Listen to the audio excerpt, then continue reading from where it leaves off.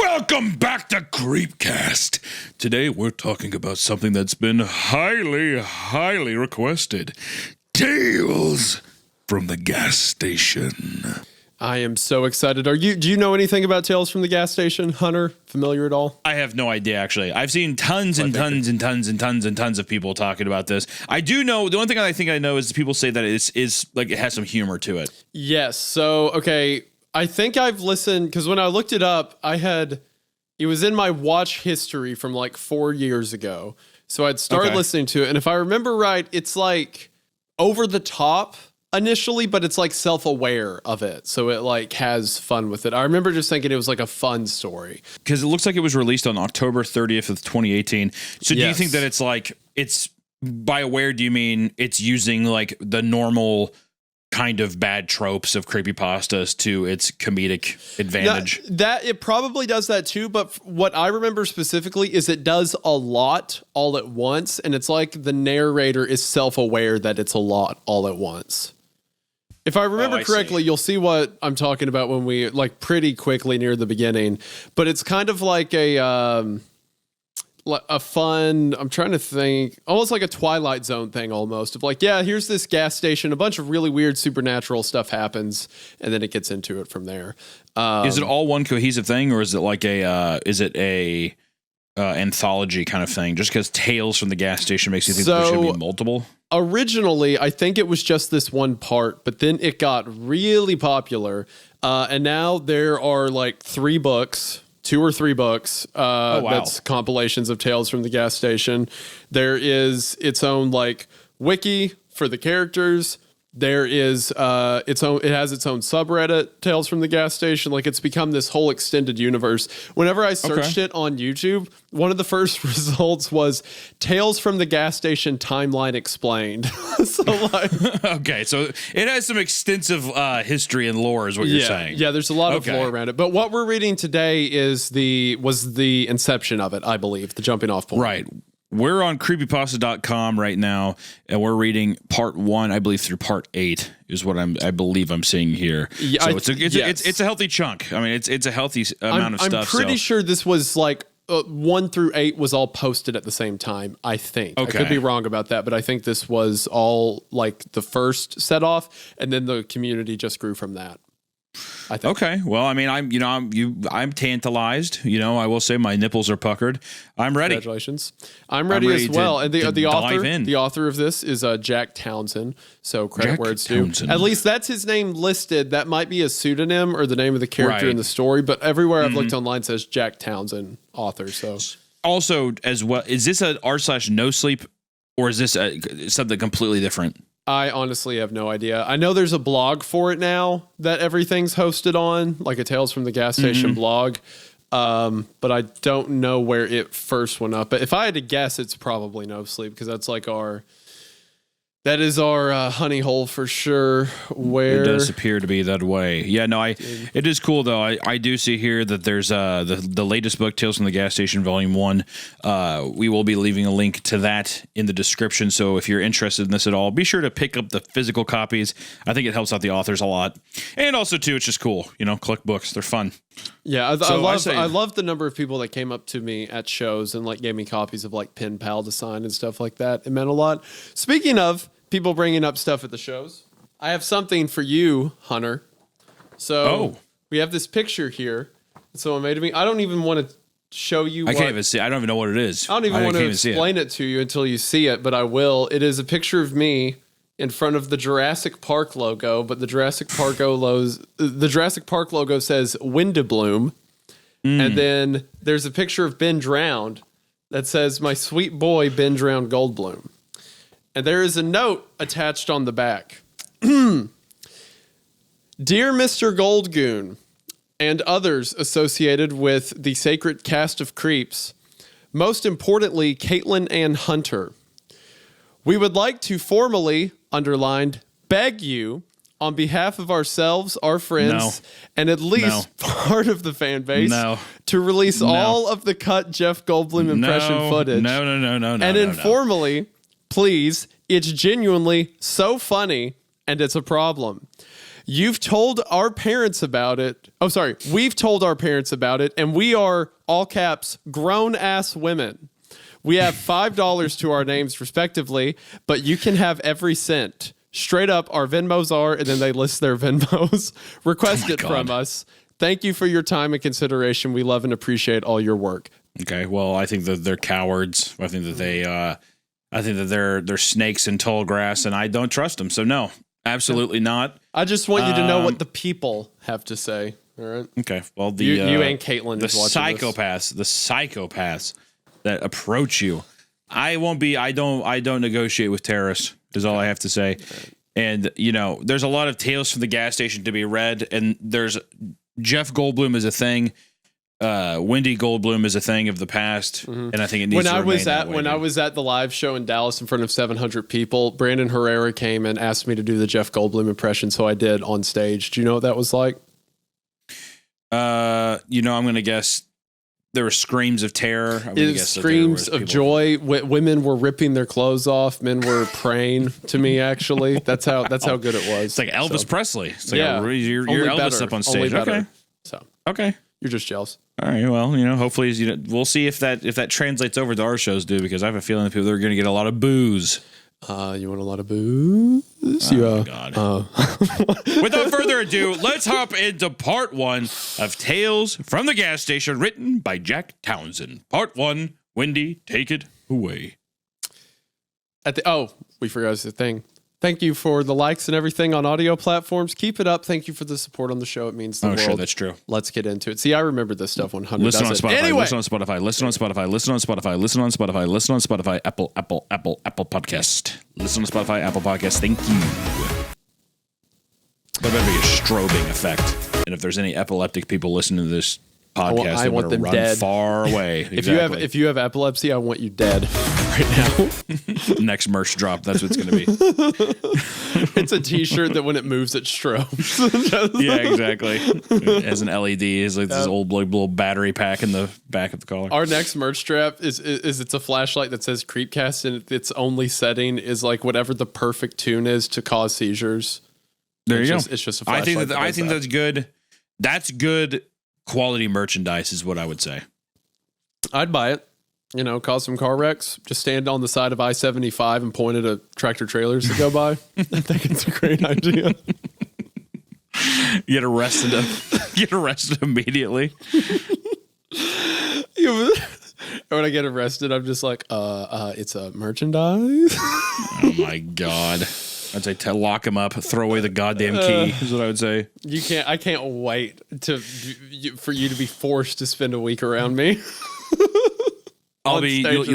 You will never see me. I'll be in the shadows until I miraculously appear on stage. Mm-hmm. Wherever you're staying, I'm going to stay somewhere else and then dox where you're at and just see what happens. It'll be like a little experiment. Horrible thing to do. Horrible thing to say and do. I just think it'd be funny. I think it'd be a good time. At my live show, someone walked up and handed me a box and said, "Don't worry, it's not a bomb." Very loudly. I don't like that. Yeah, that's going to happen to you. I guarantee it. No. The meet and greet thing, that's just you. I'm not a part of it. Mm-hmm. Yep, sure thing. Really. Sure thing, King. Yep. I'll be there. Yep. Hey, you can request refunds, but just from Hunter's portion of whatever his cut is, because I'll be there. Just kidding. No refunds, idiot. Hey, everyone. We're going to take a quick break from the show to talk about today's sponsor. The truth is, everyone needs help with their money. I know I do. Despite the numerous private investigators I've hired to tell me how old Hunter actually is, I haven't got anything to show for my money yet. Not to mention, if you're like me, you probably have a lot of charges coming out of your account that you aren't even aware of. Well, today's sponsor, Rocket Money, is here to help. Rocket Money is the personal finance app that helps you cancel subscriptions, lower your bills, and overall manage your money better. I'm using Rocket Money to cancel all of my unwanted subscriptions. That's because Rocket Money safely and securely identifies recurring charges and removes them for me, allowing you to make cancellations from the app with just a simple tap. helping you remember the things that you forgot. I'm even using Rocket Money to lower my bills. That's because Rocket Money can help you negotiate your monthly bills. Things like your internet service or phone bill, all you have to do is upload a photo of your bill and Rocket Money gets to work. Rocket Money has helped save its customers an average of $720 a year with over $500 million in overall canceled subscriptions. To save more and spend less, join the over 5 million members using Rocket Money today. And there's never been a better time to do it because right now, if you head to rocketmoney.com/creepcast or click the link in the description, you'll be able to get started at Rocket Money for free. That is right, for free. From there, you can unlock premium to get even more features, but for now, you can just get started for free, check it out, and see if Rocket Money is right for you. Again, that's rocketmoney.com/creepcast to get in on this fantastic offer today. Thank you so much to Rocket Money for sponsoring the show, and we are now onto a word from Hunter. Part 1. At the edge of our town, there's a shitty gas station that's open 24 hours a day, 7 days a week. If you were to go inside, you'd see row after row of off-brand chips, cookies, potted meats, and ramen. Expiration dates suspiciously missing from canned goods like they were filed off years ago, and some misguided attempt to control inventory turnover. A faded wet floor sign from way back covering a crack in the foundation by the cooler that has since turned into a pothole. The pothole, a collection point for sticky spill-off, has become a miniature tar pit collecting countless insect corpses and the occasional small rodent. Nobody ever complains about the aesthetic. By some providence bordering on supernatural, the health inspector was repeatedly signed off on the business, always kindly ignoring both the faint smell of some kind of mysterious chemical cocktail that is the defining characteristic of the establishment, and the family of mutated raccoons that live in the crawl space behind the grease trap. We think they're mutated anyway. At the very least, they must be inbred to the point of mental retardation.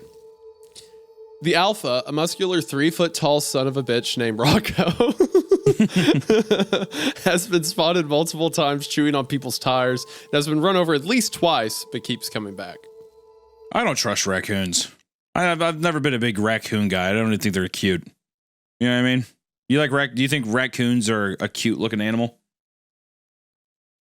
Okay, whoever has the list going, I'm going to start a list in this room of the stuff that is normal that people like. Add raccoons. It is not to it normal for people to like raccoons, dude. Hunter, People associate rabies with raccoons. Hunter, stop. Okay. Raccoons are my favorite animal in the world. I love them to death. Raccoons are your favorite animal in the world? Bro, Isaiah. Growing up in East Tennessee, they would come up on the porch at night and like put their little hands out. They'd want marshmallows and stuff. Like they're just sweet little.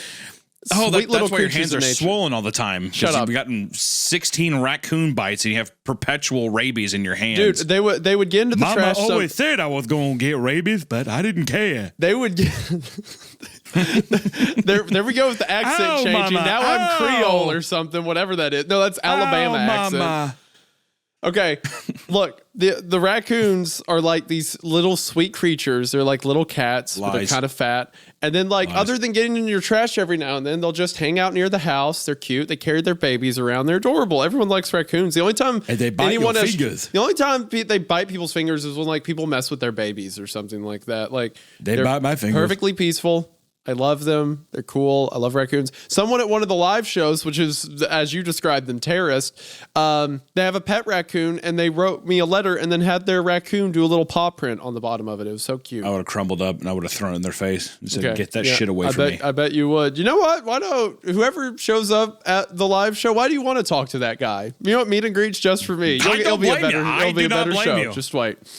I do not blame you. The meet and greet is completely on your shoulders. Okay, right? If someone in the comments of this one leaves like the list of stuff Hunter doesn't like, I promise I will write it down somewhere here and we will keep a live tally of things that he is like bad about. Short list. Yeah. Couple things. Yeah. Rational man. Talking to people in public, like speaking to someone at a gas station, that was one. Rational. Cuddling, that was one. Pet names. But just anything that involves care or love, you're just against. Okay. All right. Yeah, he quit because he knows I'm right. Anyway, back to the gas station.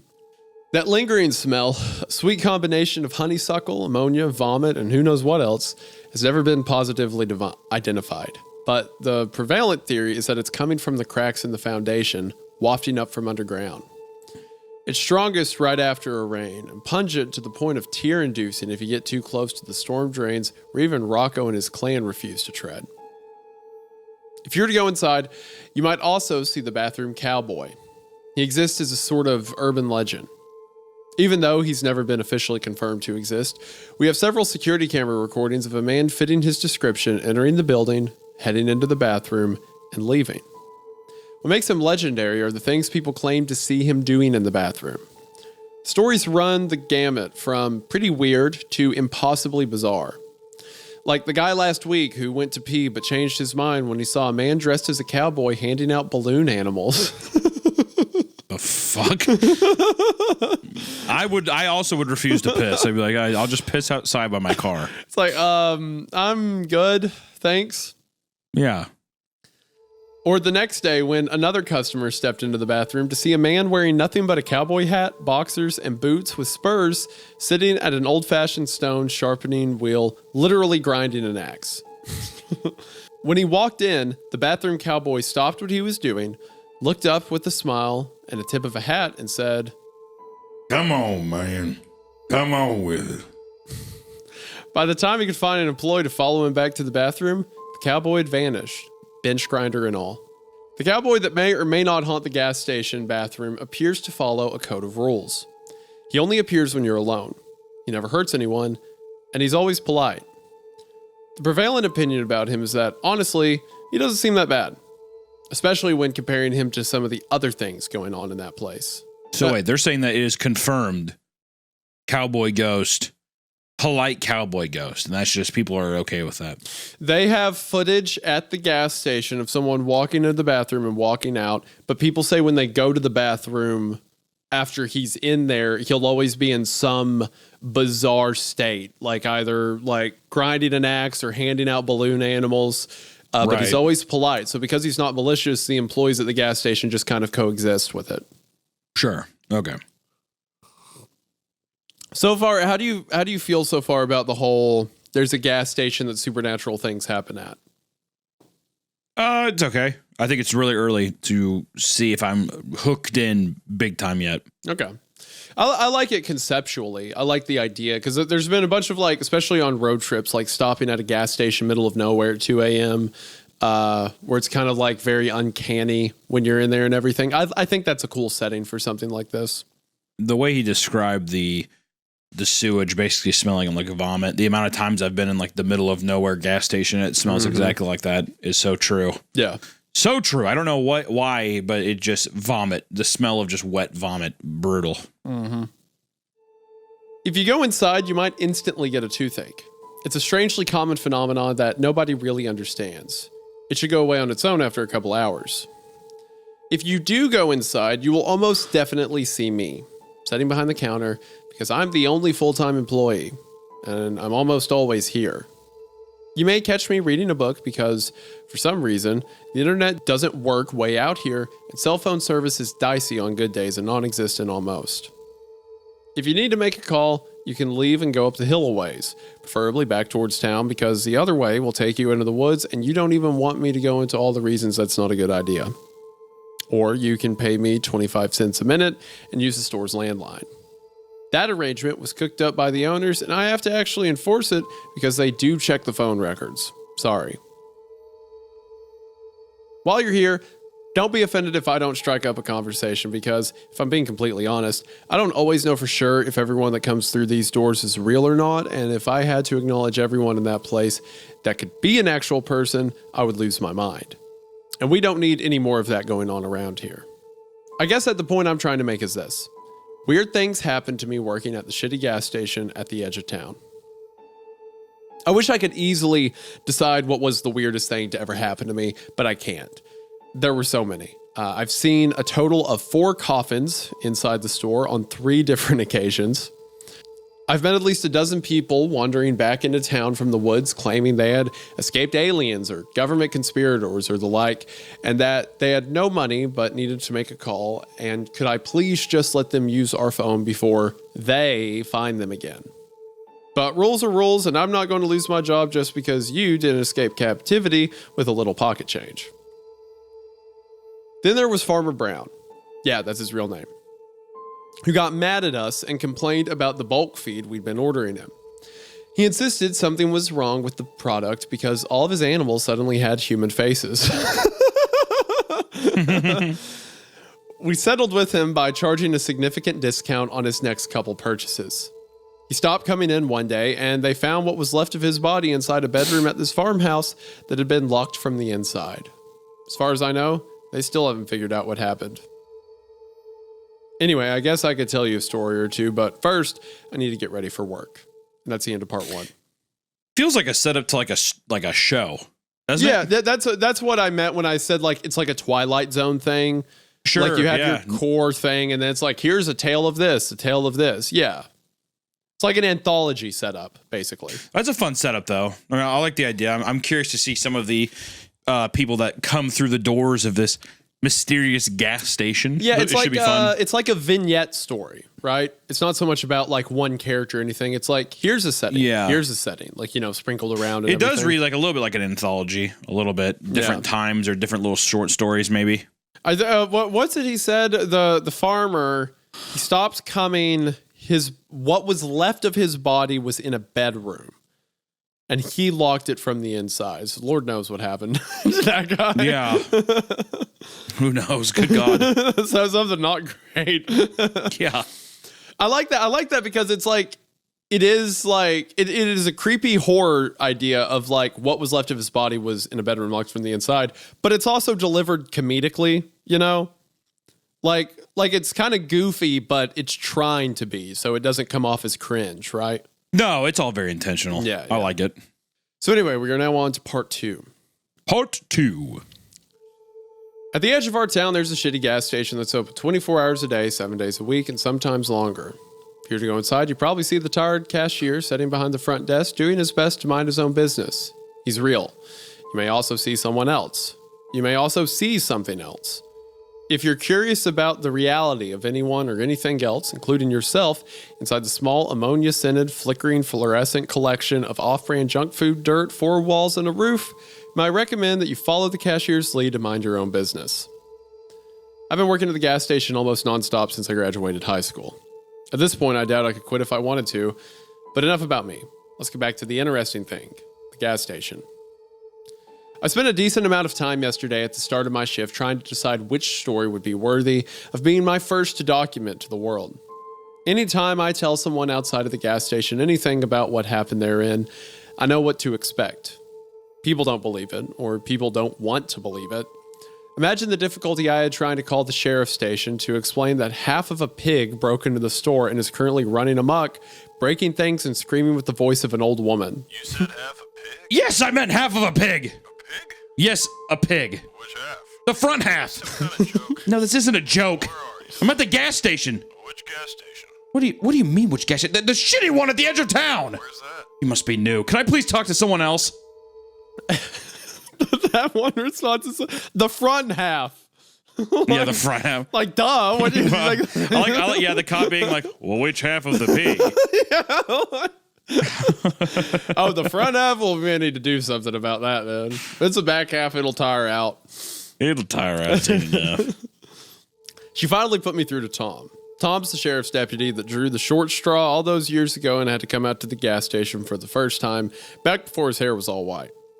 He's been in enough times now that all I have to say when he picks up the line is, it's half a pig. It won't stop screaming and I can't catch it. and then he grunts, mutters something about that being pretty freaking weird. and then drives out to help me catch it. Tom is a good guy. Just like a guy who doesn't give a fuck anymore. Just an old sheriff like, well, I guess I'll be out there. All right, half pig, got it, with the voice of a woman. Okay. A woman, huh? A pig, half pig. All right. I asked around, but nobody knew where the pig had come from. I asked around, but nobody knew where the pig had come from. This was back when Farmer Brown was still alive, and he came down to take a look and provide his expert opinion. According to Farmer, the pig had somehow been chopped down the middle, but miraculously none of the important organs were hit. Nothing supernatural about it, just really unusual. It stayed at the local elementary school as a kind of mascot for the summer before a scientist and his team from somewhere up north offered the school $1,000 to let them take it. For science, I suppose. That's such a funny idea that a school, like an elementary school, I kind of wish that, half pig. I wish the school kept the half pig. That's kind of sick. Well, $1,000, they can't pass that up, right? Yeah, I can't pass up $1,000. We got to give it to the children. It's also funny to imagine like a super secret corporation being like, I'll give you 1,000 US dollars. I will give you 1,000 United States dollars for this. Hell yes, Mr. Scientist Man. Anyway, I don't mean to ramble, but my point is that it's hard to believe some of these stories if you haven't been inside the gas station at least once. And maybe you have. We're the only gas station for miles. We're close enough to some big crossroads. If you've ever been out driving in an unfamiliar part of the country and found yourself lost, it's not impossible that you could have found yourself at my doors. Maybe looking to top off your gas, maybe to ask for directions. If you have a strange memory of a weird place that somehow doesn't seem to fit with the rest of your memories, then there's a chance we've actually met.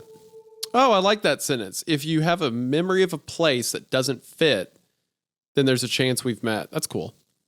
Now makes the whole setting seem very dreamlike. You know what I mean? Yeah. It almost implies that like, oh yeah, that weird space between here and there you can't put your finger on. That's where I live. Yeah. Did I stop? I can't remember. I feel like I stopped for gas, but I can't remember. Almost like a kind of like a foggy memory. There's been a couple times I've been like that where I've been like driving late at night, and then I'm like, did I fill up? And then I look at the gas tank. I'm like, oh yeah, I must have filled up. Yeah. You know you had to do something, but it's more like I couldn't tell you where I stopped. You know what I mean? Yeah. Oh yeah, I stopped outside of here, but I couldn't tell you what the place was. Yeah, I don't know what it was. I can't remember anyone I saw inside. Like, yeah. That's what I mean by I like this as a setting for this kind of story. Like an in-betweeners almost. Now back to last night. I was sitting behind the counter with a pen and book of receipt paper, trying to remember the strangest thing that has happened to me that still falls within the realm of believability. I've had plenty of things happen that were strange, but so unbelievable I won't even waste anyone's time ever telling them. I call those the try and forget stories. When Diego interrupted my concentration. Diego is one of the part-timers at the gas station. We have a long list of part-time employees. The owners like to hire transients, drifters, hitchhikers, passerbys, and runaways looking for work for a few days. I try not to get to know the part-timers. They come and go after a few days, sometimes a few weeks, rarely long enough to form any kind of meaningful relationship. But then there's Diego. Diego has been working here for almost a year now. He started as part of the prison work relief program, unloading trucks twice a week. He was the only one of the 12 prisoners that didn't disappear during a freak snowstorm last December, but that's none of my business.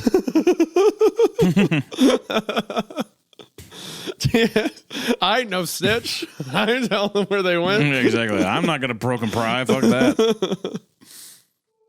Diego did his time, and when they released him, he came to work here, cleaning the store and unloading trucks. He comes in 6 times a day for each of his 30-minute shifts. Now that I think about it, I'm not exactly sure what he does during those shifts.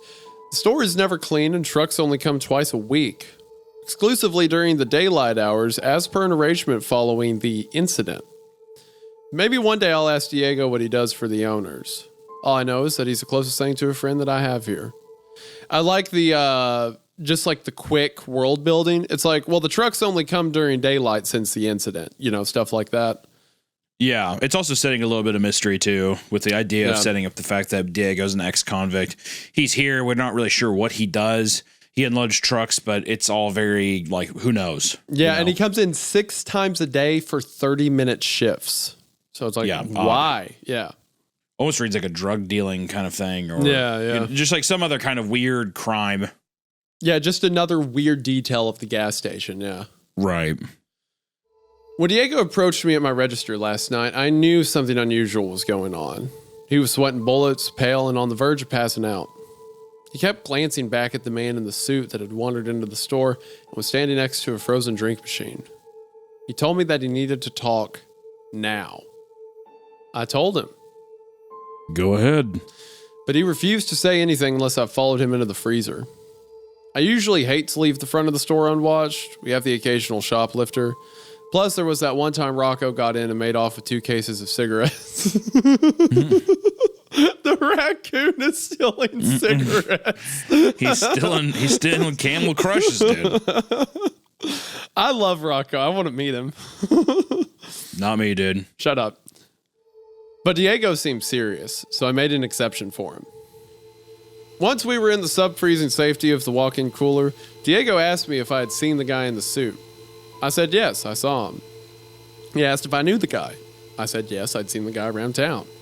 His name was Kiefer. He was running for some kind of office. I can't remember which one. Stopped by the gas station every now and then. He drove an old black SUV that only took premium. I didn't know him much from in town, but he was definitely local. His picture was framed in my high school's trophy case for one of those sports competitions he had won years and years before I got there. We only have so many things to be proud of, I suppose. I knew of Kiefer, but we weren't exactly acquaintances. I told all this to Diego, who shook his head and said, No, that can't be Kiefer. Why not? And Diego told me, That can't be Kiefer because Kiefer is dead. I killed him 2 days ago. And his body's in the trunk of my car right now. Oh, I like that. That's cool. Also, immediately, I like how they kind of quickly established that Diego, I'm guessing, is a hitman for the, do you think that's his job here at the place? He probably does some kind of violent work. I almost think that's like his job there. Yeah. Like anytime something gets a little too rough, he takes care of it. Yeah. Sure. Yeah. That's also just fun. It's like, that can't be him because I killed him 2 days ago. Yeah, he's in my car right now. Yeah. What the hell? And that's when things started getting weird. I really don't want to do this. I recognize how awful it is to pause a story at a place like this, but I'm about to head back to work. I'm only just now taking my lunch break, and I came all the way down here to the library to document last night before I forgot.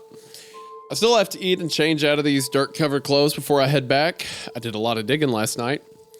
Plus, I don't want to leave the part-timers alone with all those lawn gnomes until we know exactly what's going on.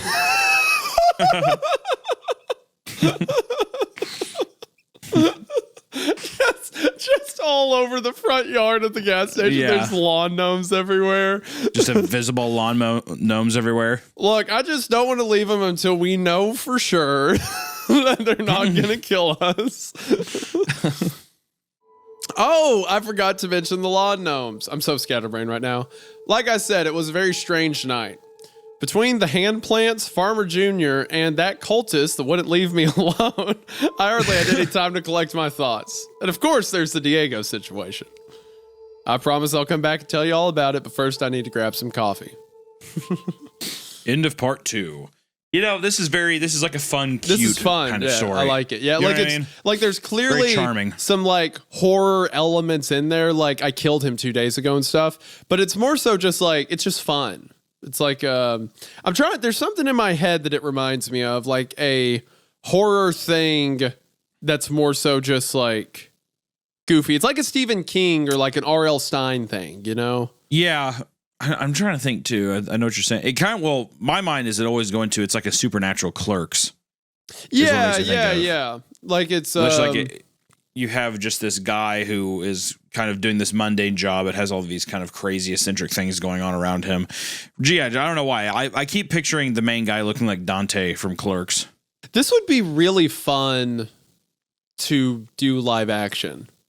Yeah, I don't know why. I don't know why I had reads that like thought, a fun series. But you could have so much fun with like the visual elements of this, you know, and it'd just be one contained set. So I don't know. I like this a lot. It's fun. So yeah, part 3.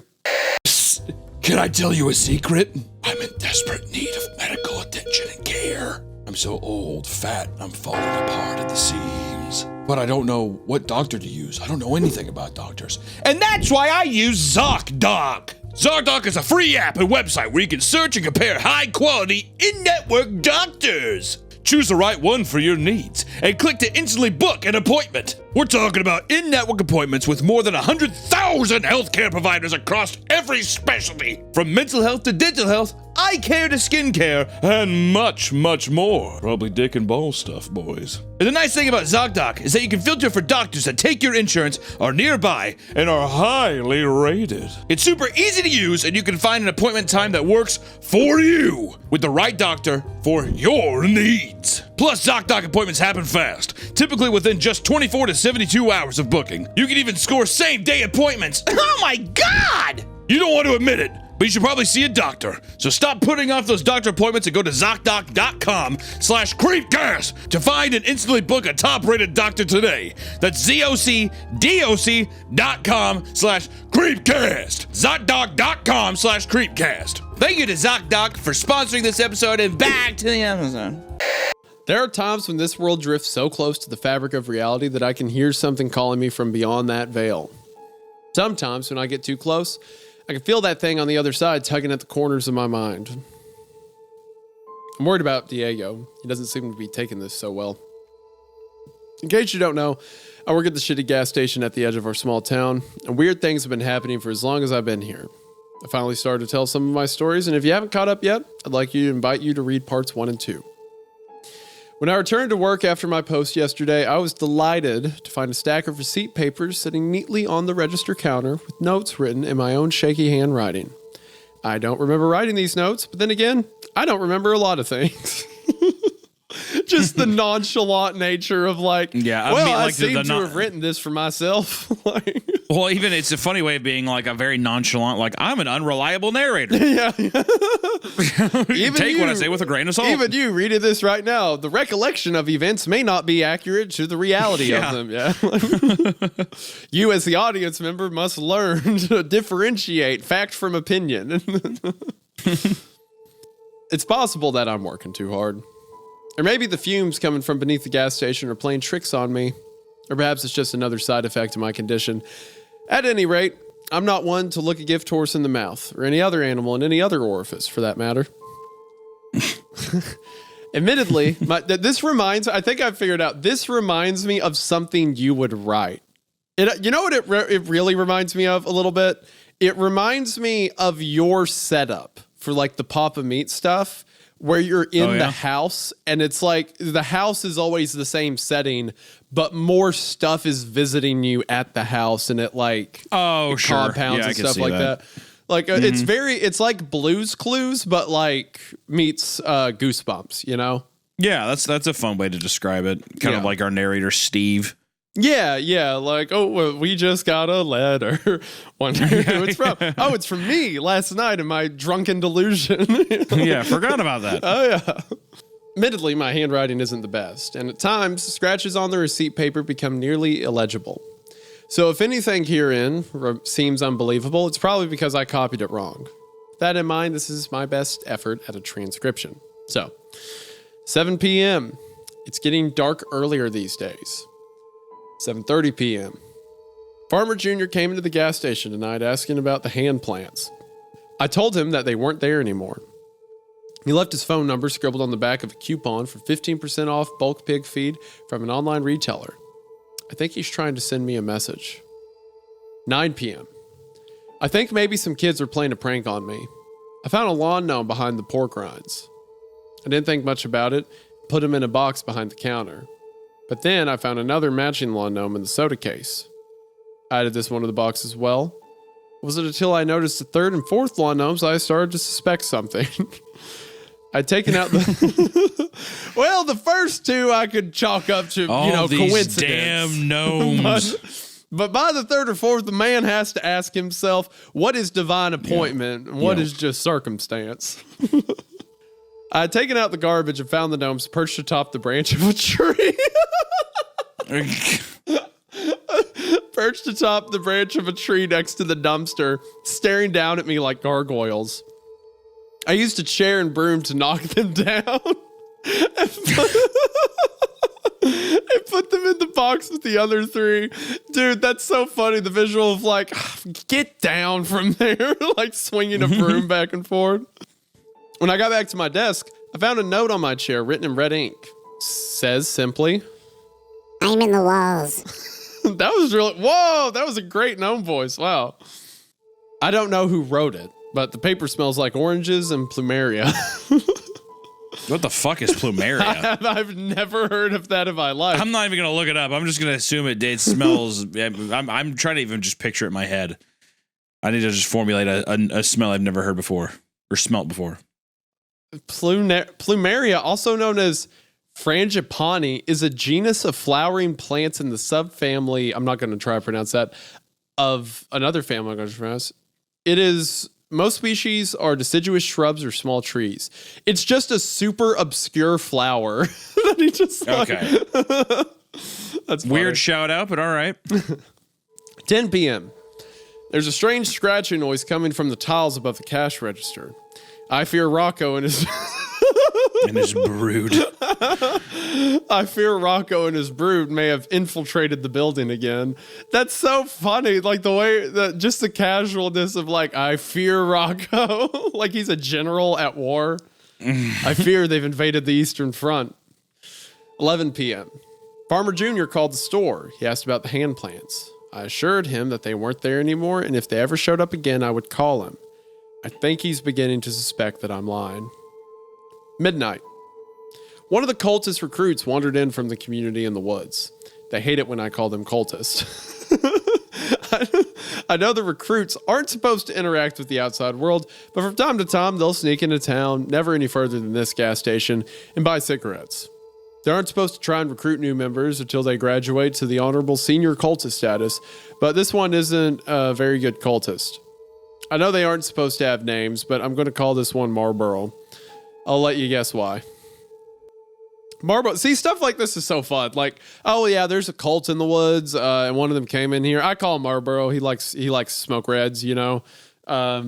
It's like fun, inventive. Setting up a lot of stuff to where it's like at any time you could just like spend a bunch of time going down this cult lane if you wanted to, right? It's just setting up all these like nice little open-ended stuff. You could be like, oh well, the cultists have a gnome, and the gnome found the half pig, and it's exactly. I like to stuff like that feels logical because within a world where it's like a supernatural area, it's like, yeah, if there was a supernatural force, there's probably a cult that worships something in it, right? And it's like, yeah, but I don't really care about all that religious stuff. I just work at a gas station nearby. Yeah, well, it's become so normal. Like, I mean, I see ghosts, I see half pigs, so it's like, oh, a cultist walks in, okay? Yeah, it's like it shouldn't bother you. It's like other people would see this stuff, and yeah, there'd be cults and religions and like people freaking out over it, but he's just so like, he's just so melatonin about it. It's funny. Right. Marlboro stayed in the store for at least half an hour, trying to convince me to go back to the compound with him. I hate it when I call their home a compound. He tried to appeal to my logical side, but I let him know politely but firmly that I was not interested in logic. I can't remember when he left. 2 a.m. I found myself digging again. Sometimes on slow nights, I let myself drift. My mind goes somewhere, and when I come to, I wonder, where was I just now? Who was that controlling my body while I was gone? My body did those things I've done so many times before that I guess it's learned how to do them without me. My body restocked the cigarettes. My body rotated the frozen drink machine. My body scraped the mold off the bottoms of the ice buckets. My body emptied the rat traps. And somewhere along the way, my body found a shovel, went out back, and started digging a hole. Actually, I shouldn't say my body started digging. Or rather, my body has been digging this hole off and on for the last few months. Usually I come to after a few shovelfuls. This time I added another foot deep before I snapped back to reality and oh, there goes gravity. Oh, there goes. And asked myself, what the hell am I doing? That's an interesting note. The idea that for some reason, anytime he isn't in control of himself, like something compels him to dig. You ever have those times whenever you're driving and you kind of like come to and you're just like, oh my God, I've been on autopilot. Yes. Dude, like taking turns, like everything. Like that it's very scares odd. me. It's weird because you'll get to a point and you'll be like, okay, so I know I had to cross this distance. I have absolutely no memory of driving it today. How did I do that? Like, how did I autopilot drive that far? It's so especially strange. like turns and stuff. Yeah. Like, I mean, like all kinds, like veering around corners, all kinds Or like of you were crazy dealing stuff. with traffic and stuff like that. Like, how did I even... it's so weird. Freaks me out a bit. 3:30 a.m. I just noticed a door at the end of the hallway past the walk-in cooler. How long have I worked here and never noticed that door before? It seems disappointingly ordinary as far as doors go, except for the fact that it's warm to the touch and feels like it's vibrating. I tried the handle, but it's locked. It's disappointing, except, of course, we factor in the detail that it is hot and vibrating. When I go back to my register, I noticed a man in a trench coat standing outside beyond the gas pumps, just outside the reach of our lights, dangerously close to the road. I can't tell if he's looking at me or if he's looking past the building at the woods on the other side. Wish he wouldn't stand there like that, stoic and still with his arms reaching down past his knees. Kind of weird, awkward, like, I don't know. When I think of some guy past his knees, I think they're kind of like bent over a bit. And he's like his arm or his like shoulders. Oh, I maybe, was like, thinking of punched up a like bit. super long arms. Oh, but you're probably right that he's like hunched over. I imagine his like he's hunched over a bit. His like shoulders are pressed up and his like hands are just past his knees like that. Just kind of a weird, like stiff looking man. I like how he's so used to this stuff. He's just like, are you going to buy something or are you just going to stand there like, chop chop? Yeah. The scratching against the tiles in the ceiling over the counter is getting louder. Guessing that's Rocco, right? Or he heard scratching and said it's probably Rocco. So we don't know that it's Rocco. Yeah. 3:45 a.m. Man came into the store rolling a large white ice chest behind him. He had sunken blue eyes, wiry hair coming from his nose and ears, long bony fingers, and paper-thin skin revealing every blue and green vein beneath the translucent dermis. He wore a bowler cap and smelled like milk. I had definitely never seen him around before. He asked if we would be interested in partnering up with him. He sold ground meat at discount prices, but I told him that our store doesn't do well with the fresh foods category, recommending he try his hand at making jerky. Before he left, he scooped about a pound or so of raw ground meat from the ice chest onto a piece of parchment paper and gave it to me as a sample. Once he'd left, I took the meat into the cooler, where I found another lawn gnome waiting for me. I put the gnome into the box with the other 7. And those are just the fake ones, right? Like the statues that people are playing a prank on, he said? Yeah, like the garden gnomes, Right. Yeah. It's those guys. They keep popping up everywhere, though. Like every time you go somewhere else, there's a new gnome. 4 a.m. Diego just told me something very strange about Kiefer. 4:30. There's a kid named Spencer Middleton who went to the same high school as me and Kiefer. Spencer was just a year ahead of me, but looked much older and acted much younger. I live in a small town, and small towns get bored. For entertainment, some turn to gossip, some turn to more sinister pastimes.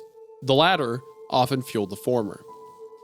There were rumors around town that Spencer liked to torture and kill animals. Rumors that Spencer's parents and siblings always locked their bedroom doors when they went to sleep at night. The rumors didn't slow down any after the fire at Spencer's house. Spencer was the only one to escape unscathed. I once saw Spencer gleefully stomp on a lizard, throw his head back, and laugh. Some short time after his house caught fire for the second time, Spencer left town. Story went that he had gone off and joined the army. I didn't know what to think about that, so I simply didn't think about it. I would have been perfectly happy to never think about that, but after all these years, I'm forced to. Because Spencer Middleton just came into the store, ordered a cup of coffee, sitting in one of the booths, talking to Kiefer. Spencer survived the fire, joined the military, now he's back in town, right? Definitely makes it seem like he is some kind of...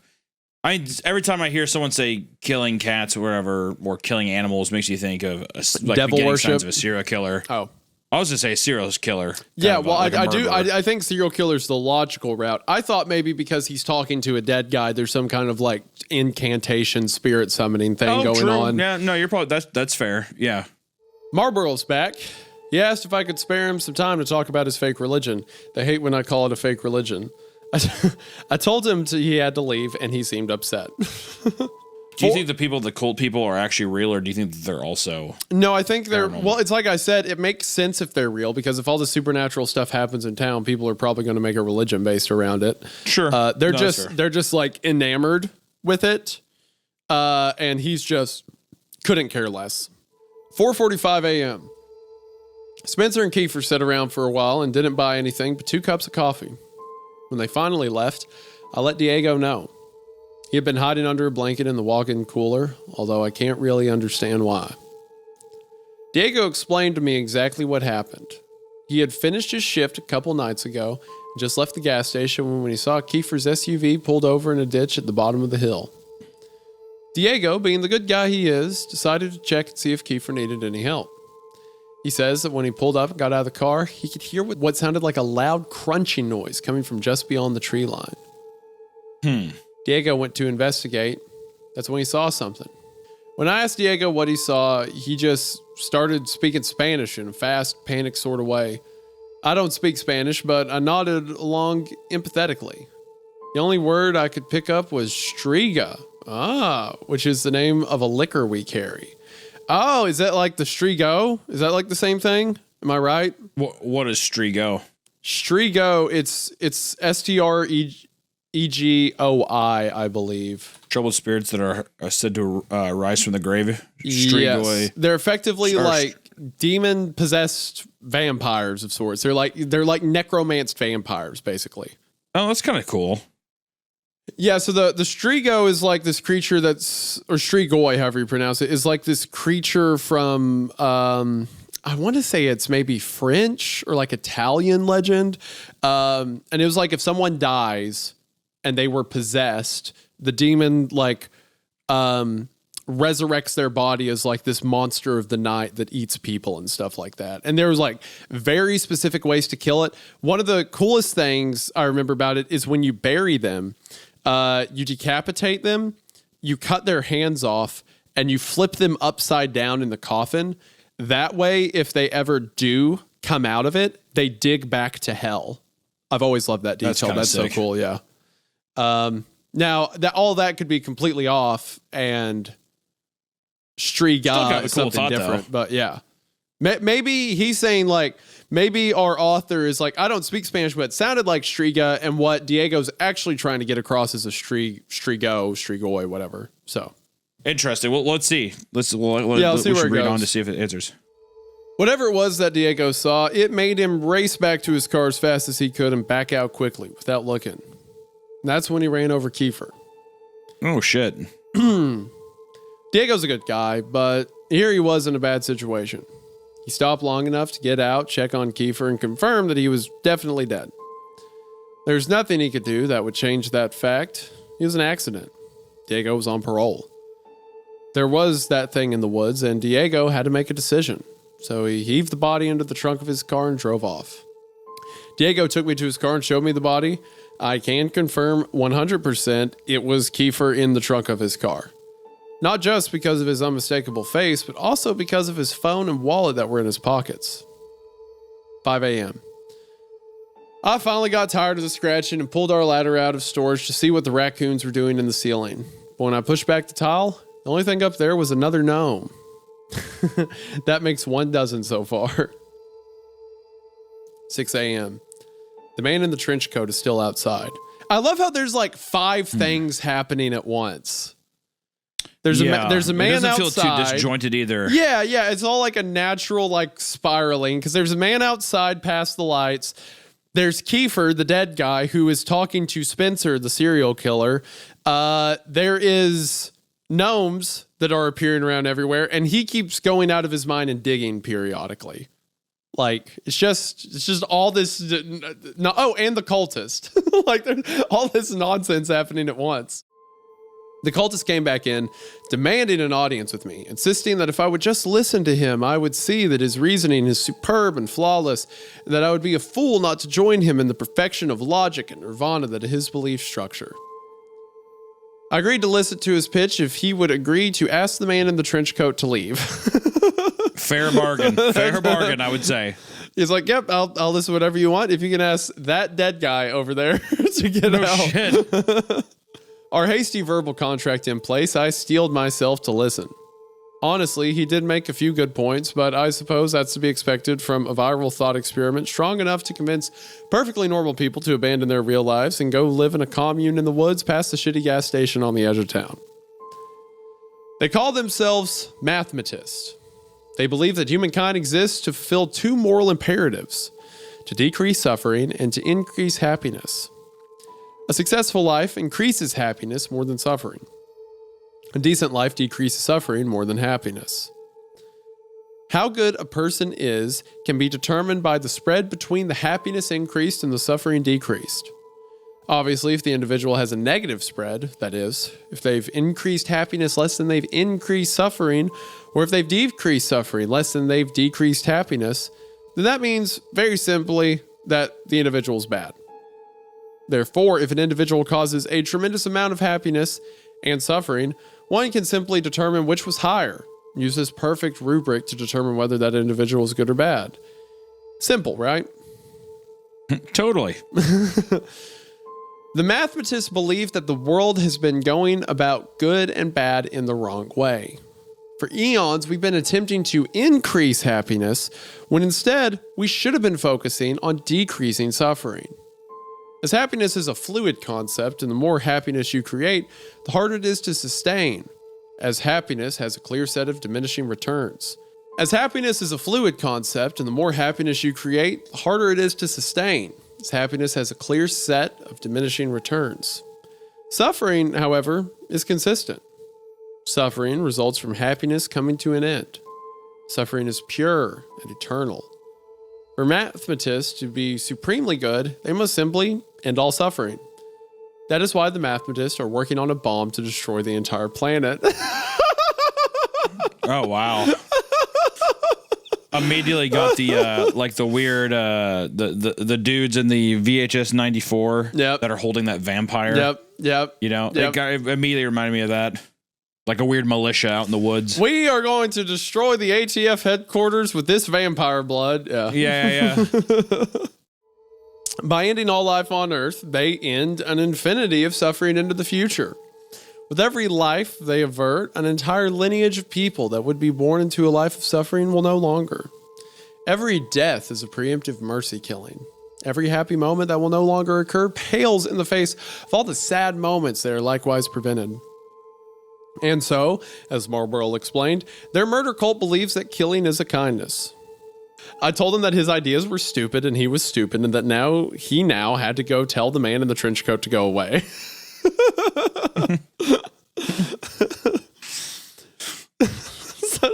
All that. I love how long the explanation was, only for him just to be that disregarding of it.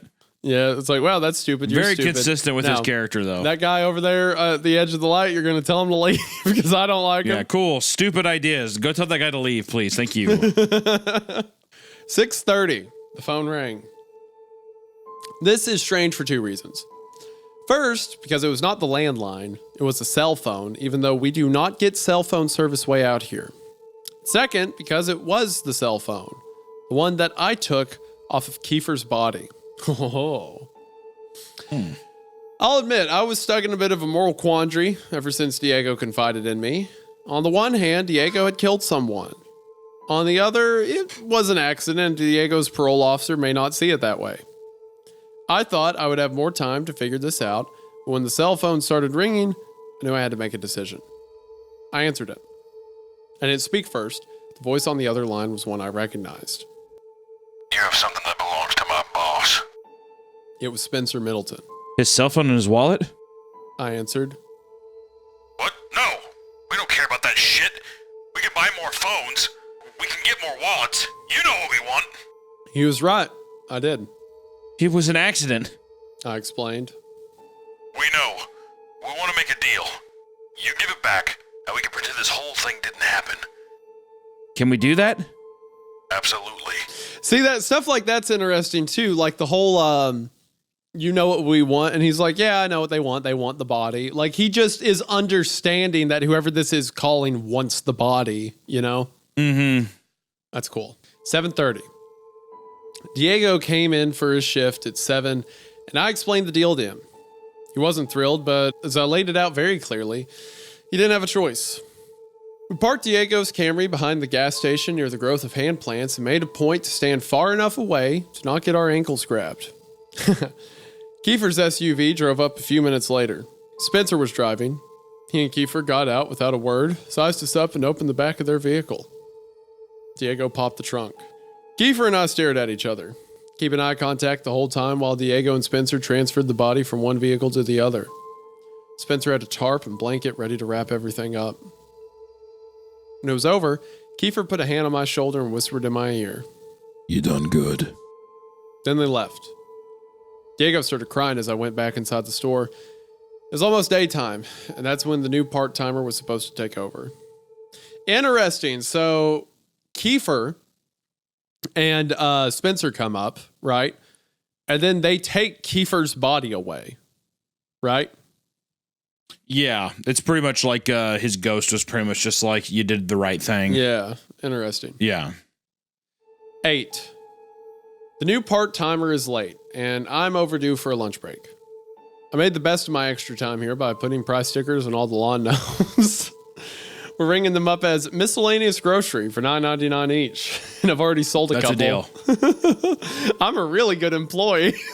I'm a really good employee. These anomalous, self-replicating lawn gnomes of unknown origin, $9.99. $9.99. 8:30 a.m. I went to the bathroom and saw a man standing there with his pants at his ankles. He wore checkered boxers and a cowboy hat. He smiled when he saw me and simply said in a somewhat sing-song voice, Come on, man. Come on with it. I took the opportunity to ask him something that's been bothering me. Do you know, is everything going to be okay? The bathroom cowboy took a second to think. Then he pulled up his pants and walked past me, spurs clinking against the bathroom tile. He stopped for a second when he was right next to me and said plainly, I appreciate it. Then he left. Honestly, I have no idea what that means. Interesting. Oh, does that almost imply that the cowboy was waiting for like someone to acknowledge him or talk to him or something like that maybe before he could pass on? Maybe. I'd have to think about if people interact with him before. I almost thought that he took it as him almost saying like, are you going to be okay? Are you doing okay? Yeah. Or something. Yeah. I can't tell. I'm kind of just as confused as the narrator. Either way, I like that interaction. That's fun. Yeah, it's fun. I like the cowboy. These are the entirety of the receipt paper notes, but I did make a point to continue keeping a journal. I think this will be a healthy way of chronicling the weird events at the gas station. Maybe this will even help with my condition. I don't know. Next time something strange happens, maybe I'll come back and write more. Till then, I guess this is to be continued. Edit. Sorry, upon further inspection, I realized that some of the scribbles on the receipt paper may have been transcribed incorrectly. I also made some adjustments to the spelling and fixed some typos. While I was at it, I added another typo just for the observant reader. Lastly, upon the advice of some of my readers, I removed the part where I listed Farmer Jr.'s social security number and address. Also, special thanks to the reader that pointed out that striga isn't even a Spanish word. I asked Diego about it when he came in for his 4th shift today, but Diego simply looked at me blankly and told me that he doesn't speak Spanish. God. So stupid. That's this is great. I'm loving this so far. How do you feel? It's blown by. I mean, we're already at part 5. I feel like it's really like smooth, easy read. Like I said, charming. I keep just thinking charming. I'm like, oh, that's nice. It is very charming. I agree.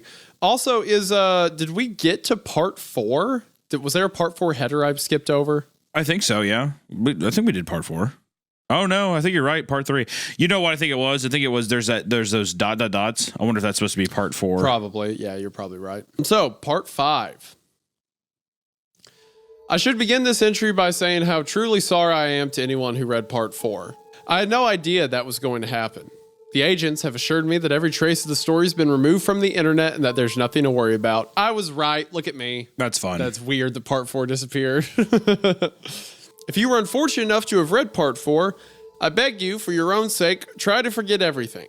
If you experience nosebleeds, dizziness, migraines, or hallucinations, go immediately to the emergency room. If you have a recurring dream of an island made of song, under no circumstances should you approach or attempt to open the blue door with the painting of a crow on it. If you did not read part 4, there was no part 4. It doesn't exist. Forget you ever heard of it.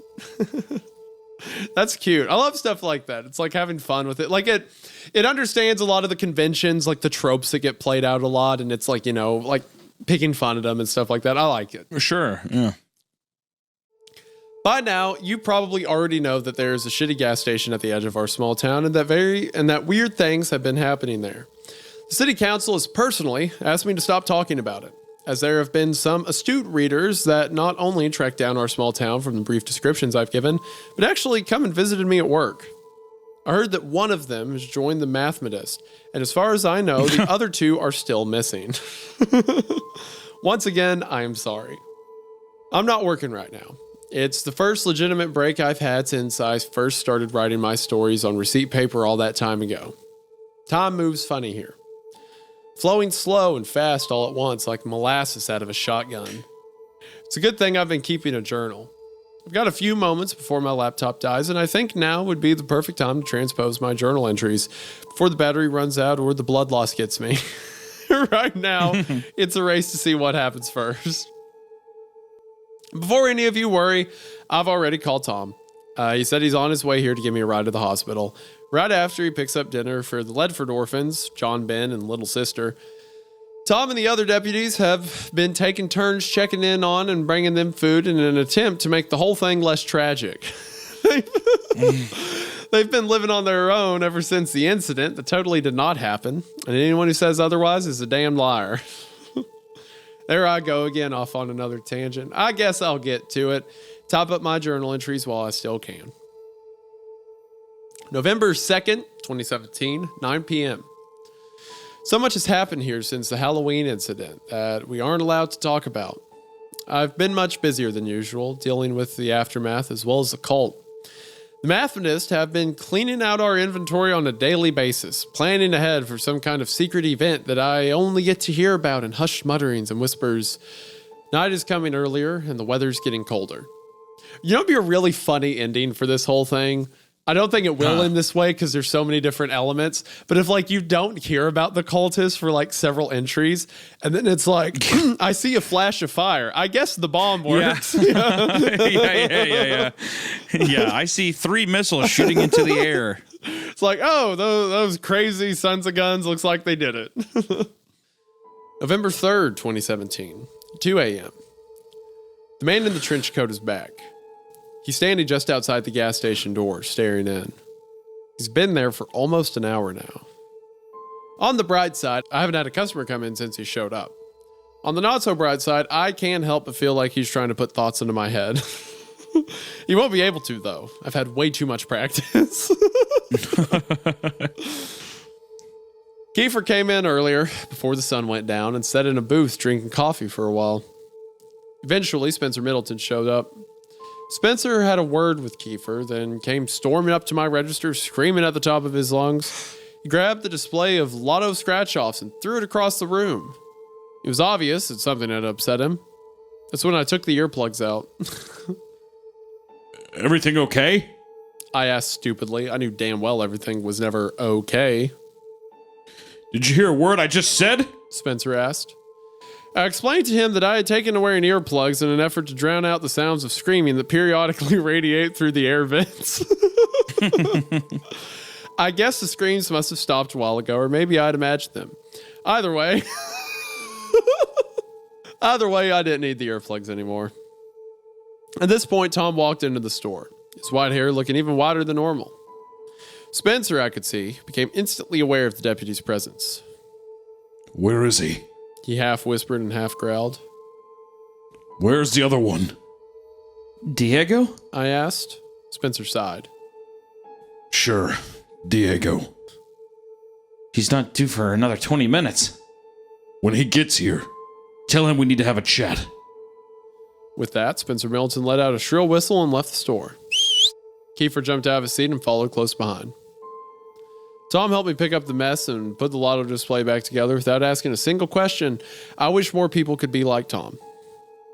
When Diego got to work, he told me that he had been having strange dreams. Dreams of something enormous, living, breathing, underground. Oh, let's go, baby. Let's go, baby. Giant, let's go. I love that. I like that.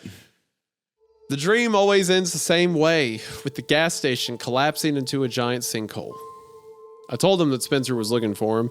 That's when Diego grew solemn and asked me if he could show me something. In the freezer, behind a stack of boxes labeled non-a-prior, whatever the hell that means, I've been here as long as I've worked here, there's a moving blanket, and inside that blanket is another Kiefer. My first question for Diego was, You stole the body back? he looked at the ground and shook his head sheepishly like a toddler that just got busted for cooking meth. You killed another one?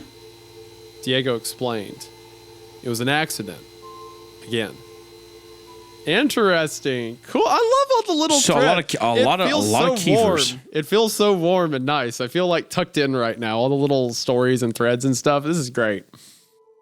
3 a.m. The man in the trench coat is finally gone. He left claw marks on the glass on the front door. I checked the security footage to confirm my suspicions. He always stays just outside the range of our cameras. Why can't I remember what his face looked like? Well, that's fun. 3:30 a.m. Marlboro was the first customer in the store after the man in the trench coat left. I told him that I was surprised he was still alive. He mistook this for a compliment and said thank you. Asked if he was ready for the big event, but then he just stared at me blankly. I could tell he had no idea what I was talking about, so I filled him in on how I had put it all together. The unusual cultist activity, the whispers, the buying up of all our supplies. I could tell that something was about to happen. Marlboro went pale in the face as I was talking and ran out the gas station before I could finish. 99-cent frozen drink still in his hand. I know I should write up an inventory loss slip for the theft, but I just can't bring myself to do it. As hard as it is to explain, there's just something about Marlboro that makes me genuinely feel sorry for him. 6 a.m. I caught myself digging again. I don't know how long I was out there or who was running the store while I was gone. The hole is so deep now that I nearly couldn't climb out on my own. I should maybe think about considering the possibility of one day asking a doctor if this is normal. 8 a.m. Marlboro is currently crying in the dry storage closet. Well, the cultist is upset now. I hurt his feelings. Through his sobs, I could barely make out the story.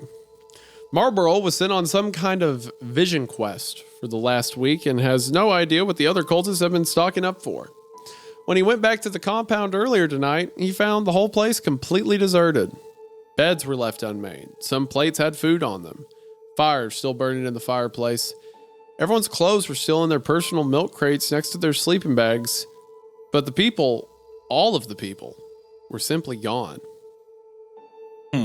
Marlboro isn't taking this very well, but I have a business to run. So I asked Diego to help me carry him into the dry storage area. I figure he can work through some stuff in there, and then maybe when he's done, he'll just, I don't know, go home. November 4th, 2017, 9 p.m. The exterminators just left.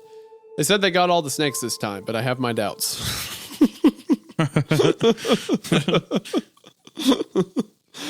This is great. November 5th, 2017, 5 p.m. Kiefer came into the store again today and made some thinly veiled threats. He asked about Diego too, but I told him that I was tired of being the go-between and that if he had business with Diego, he needed to take it up with Diego. That's when Kiefer started getting weird. You know this place is just a big experiment, and you're the little mouse. I asked Kiefer to buy something or leave, so he bought a pack of toothpaste and started to undress in the store and rub the toothpaste on his naked body. They tell me that something's wrong with your brain. Is that true? Nice crest. Toothpaste all over your nipples and shit. Yeah, just rubbing it on his naked body. Like, they tell me something's wrong with your brain. Yeah, something's definitely wrong with that brain.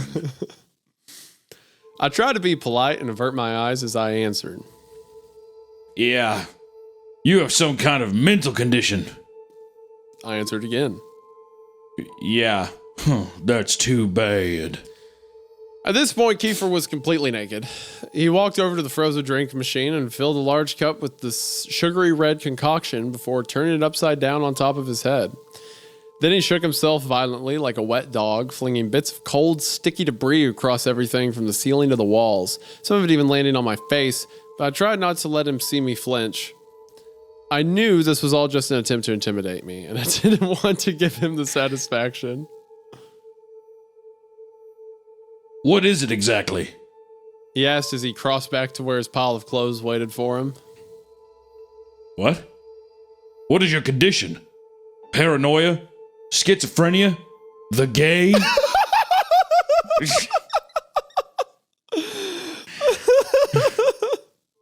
No, I don't sleep.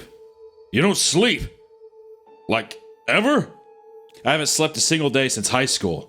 It's a rare genetic condition with no cure and no treatment, and one day, it'll kill me.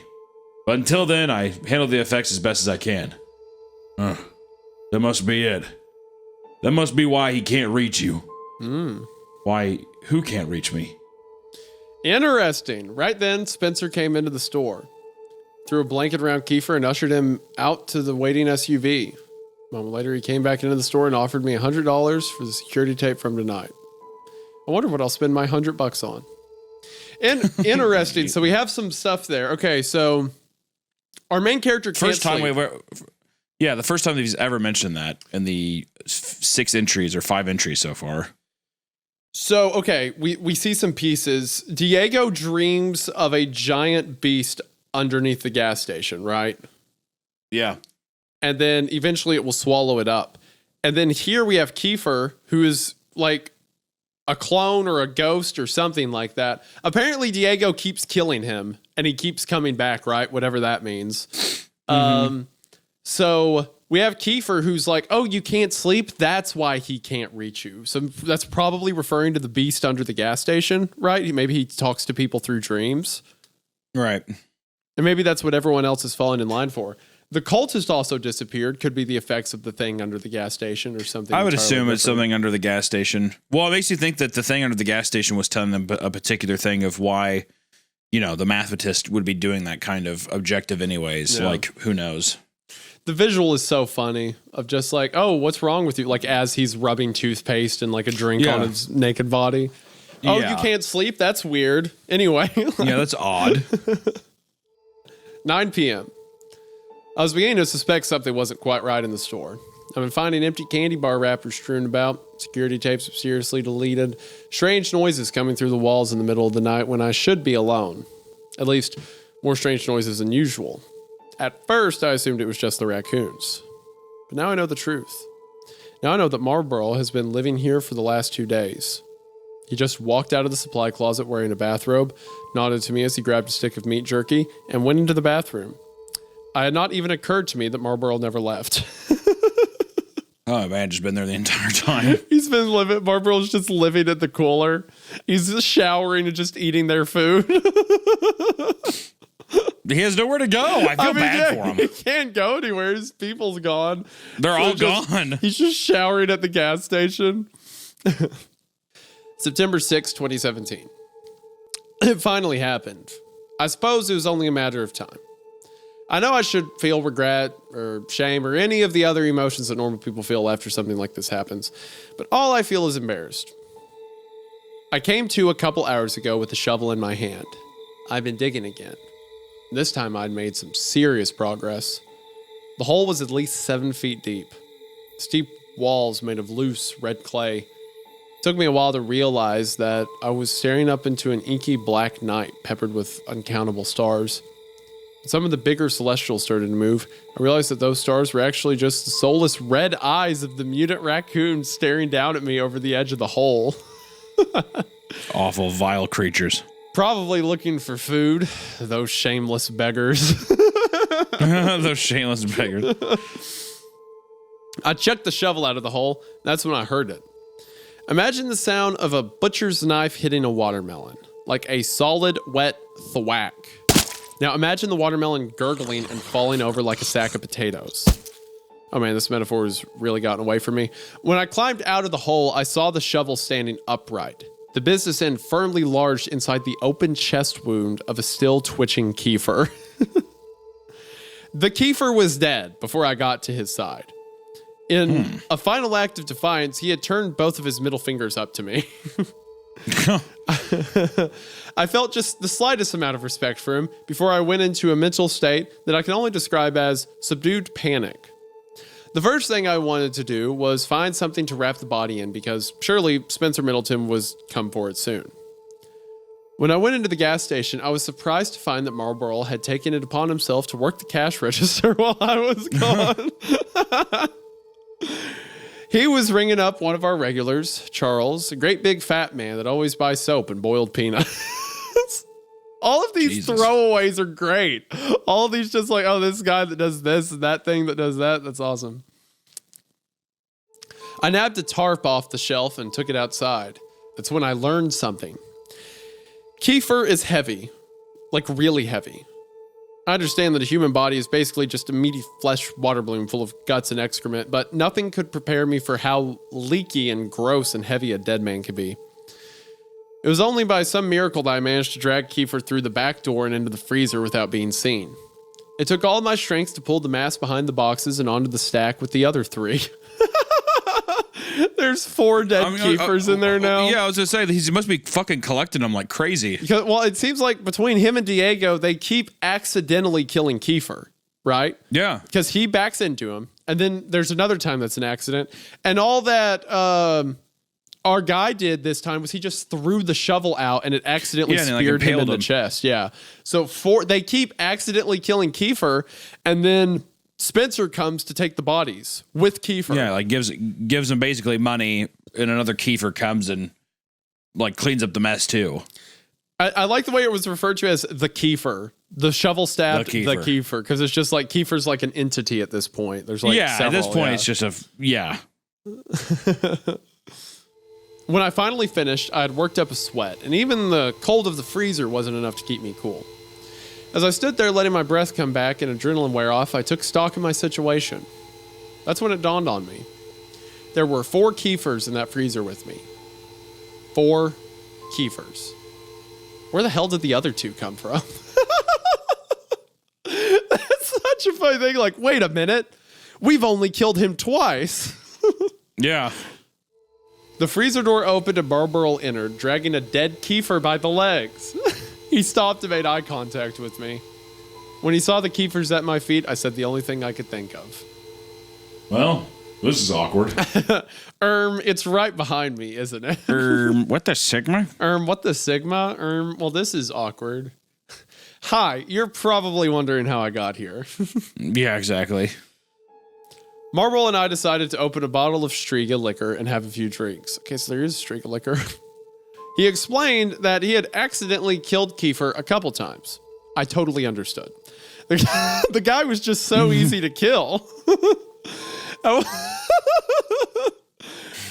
At one point, Diego came into the freezer to grab a box of cookie dough. Didn't even acknowledge all the Kiefers.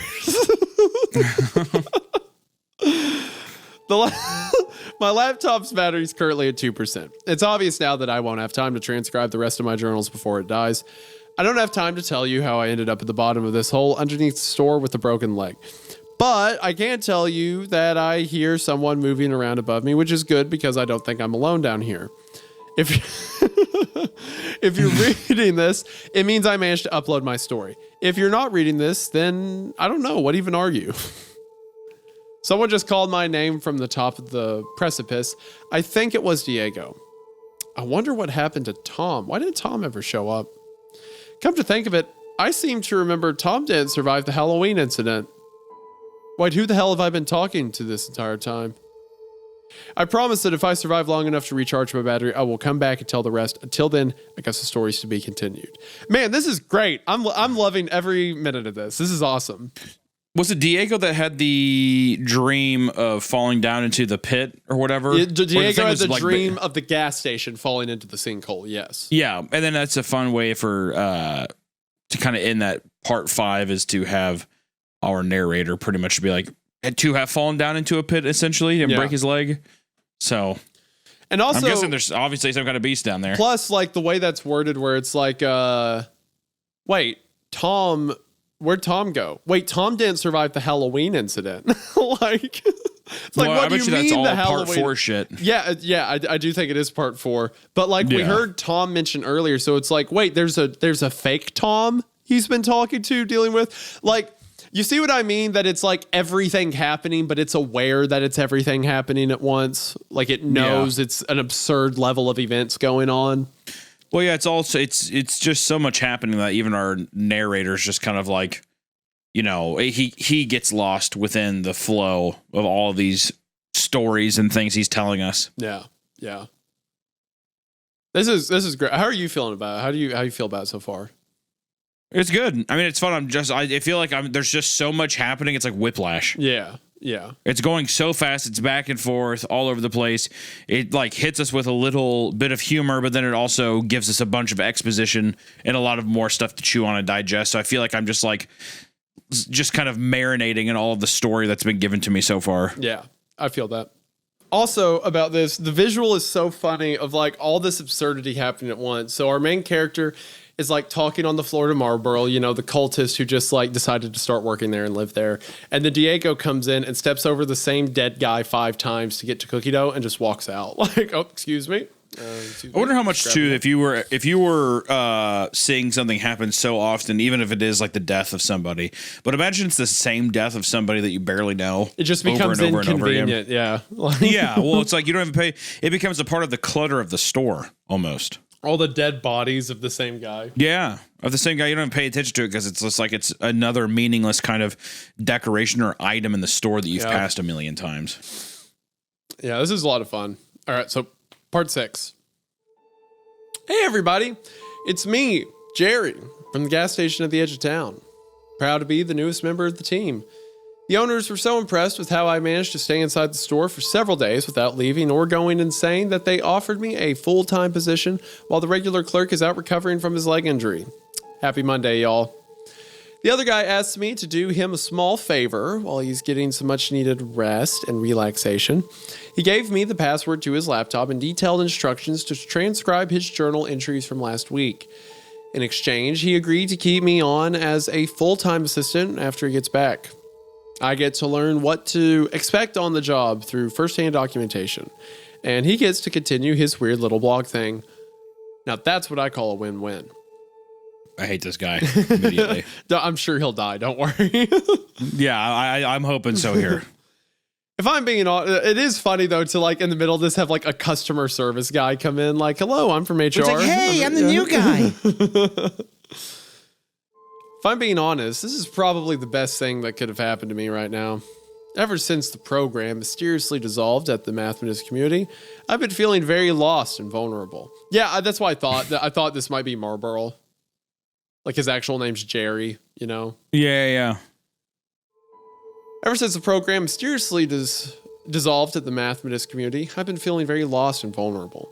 I've been losing weight and having trouble sleeping. And when I do, I keep having these weird dreams of some enormous being deep below the gas station, waiting to devour us all. Clearly a mistake was made and I was overlooked. If any of my old brothers and sisters are out there and see this post, please contact me. Tell the seniors they forgot me. I'm not mad. I miss you. I love you. Before I get started, some guys in suits came by and suggested that if this blog were going to continue, that I make a PSA. If there is anybody still alive that read the story about what happened here on Halloween, don't wait for symptoms to start. Just please go to the nearest emergency room or call the CDC and tell them that you are experiencing the effects of Rommel syndrome. So yeah, anyway, back to the journals. I'm going to do my best because the guy's handwriting is awful, but here's the parts I could read. That's a fun intro. You have Marlboro like, oh, yep, the guys in suit said, don't wait for symptoms, just get treated now. Well, I also like that the guy is just like, the owners are just like, hey, you've been here for so many days, you refuse to leave the store. Do you just want to work here? Yeah, He's like, it's like, okay. Wait, you haven't left for 3 days and you're not dead? Do you need a It's job? also a very it's a very cultist thing to do as well. Like a guy who's vulnerable and kind of like, you know, in hard times, immediately just gets hooked into another kind of crazy. Don't worry, we'll take you group in. of people. Yeah. Yeah, exactly. November 7th, 2007, 7 p.m. The man in the trench coat was standing out back when I went to take out the garbage tonight. I don't know why the man in the trench coat keeps visiting my store, or why I've never gotten a good look at him. He was standing at the tree line just beyond the dumpsters, staring as he ever did. Tonight, I stared back. The hinge of his jaw began halfway up his face, where his nose should have been. The edges pulled back to either ear in a skeletal grin. His tiny, milky white eyes were beads behind the oily black hairline that hung down straight in bangs all the way to his cheek jowl. His impossibly wide mouth bisected the head between greasy hair and wet flesh. Drool, I would assume. We stood there, 15 feet apart, staring at one another for what might have been 10 seconds or 10 minutes until finally the man in the trench coat turned away. His legs bent funny in a way that human legs shouldn't be able to bend, and he landed on all fours before galloping off into the woods. I don't know if I've seen the last of the man in the trench coat. Oh, that's an interesting visual. I always wonder what the intention is too. We have these guys in suits coming in with Kiefers. Makes me think, do you think that there's some kind of like lab or something around the area that is I think there's this some like beast? SCP organization type thing. Sure. That is right. like that has like field agents monitoring what happens in the region. Makes me think that they're keeping a close eye on the gas station because that's where this monster, I'm guessing, is residing under. Yes. There's a lot happening at the gas station. Yeah, a lot. That's a lot true. of anomalies going on. They're monitoring a lot of stuff, it seems like. And then we have a note from Marlboro. Holy shit. Did you guys read that? This is some crazy shit. Sorry, Jerry again. I promise I'm not going to do the running commentary thing. I just had to say, wow, you know, this is some weird stuff. I mean, I remember him telling me a couple weeks ago to go outside and talk to a man in a trench coat. Super glad I didn't now. What the hell? Okay, that's it. I'm done. Back to the transcriptions. The next page is soaked in blood and completely unreadable, so I'm going to have to skip that part. Hundreds and hundreds of them. She had never seen so many in one place before, not even in her dreams. Before she left, she told me that I would see her again. Was that supposed to be a warning or a flirtation? That's the end of the story. Cut off by blood. Hundreds and hundreds of them. 3:23 a.m. It's a quieter night than I'm used to. The package from yesterday afternoon still sits on the counter where I left it. The label is made out to me with a return address I don't recognize. The rectangular parcel is wrapped like a Christmas present with red and yellow stripes and feels heavy. I would say it's just the right size for a dead cat. I can't think of any realistic reason I shouldn't open the package, but there is something in the back of my mind telling me that to open this would be tantamount to opening Pandora's box. That the contents of this little parcel will irrevocably change the course of my life in a way that may have seemed impossible before. I feel like this box is full of butterflies ready to create tsunamis, and I'm just not sure if I'm ready for that yet. I think I'm going to teach Marlboro how to clean the drink machines. Do you think that the narrator is a part of this organization as well? I mean, as a being that doesn't have to sleep. He acknowledges that it's sick, it's bad for him, but do you think it's kind of crazy that he does not sleep at all? I don't think he's a part of an organization or anything. I think he is kind of a creature, basically. Like he's a person who's been effectively deemed as like the one, by whatever means, has been deemed as like the keeper of the gas station of sorts. Yeah, he won't be affected by the kind of dream messages and shit that this monster. Yeah. 3:47 a.m. Marlboro is passed out in a hammock in the supply closet. I think he finished that bottle on his own. I guess I'll go clean the drink machines myself. 5:45 a.m. The hand plants are growing faster than I had anticipated. They're now past the elbows, almost to the shoulders. I saw that the crop had caught a curious coyote that got too close. It was not pretty. I also noticed that Rocco's still alive. I caught him sitting on the roof, tossing food to the crop of hand plants. This is why they're growing so fast. They're eating way too much. If it gets out of control, I may have to torch this crop just like the others. I don't want to. It sends shivers down my spine whenever I hear the way they scream. Yeah, I mean, they're just like fully growing into like full-size people. Yeah, and Pretty you have cool. to burn them to get them out. 7:30 a.m. Diego came in for his morning shift looking pretty terrible. Filled up on coffee and told me that he hadn't been sleeping too well. The bad dreams have been keeping him from getting a restful night. I wonder if I should tell Diego about my condition. He asked about the gift wrap package sitting on the counter. I told him that it came with the post yesterday and I didn't know who it was from. He asked if I was going to open it, and I told him that I had a bad feeling and pretty much decided to never ever open it. 10 a.m. I decided to open it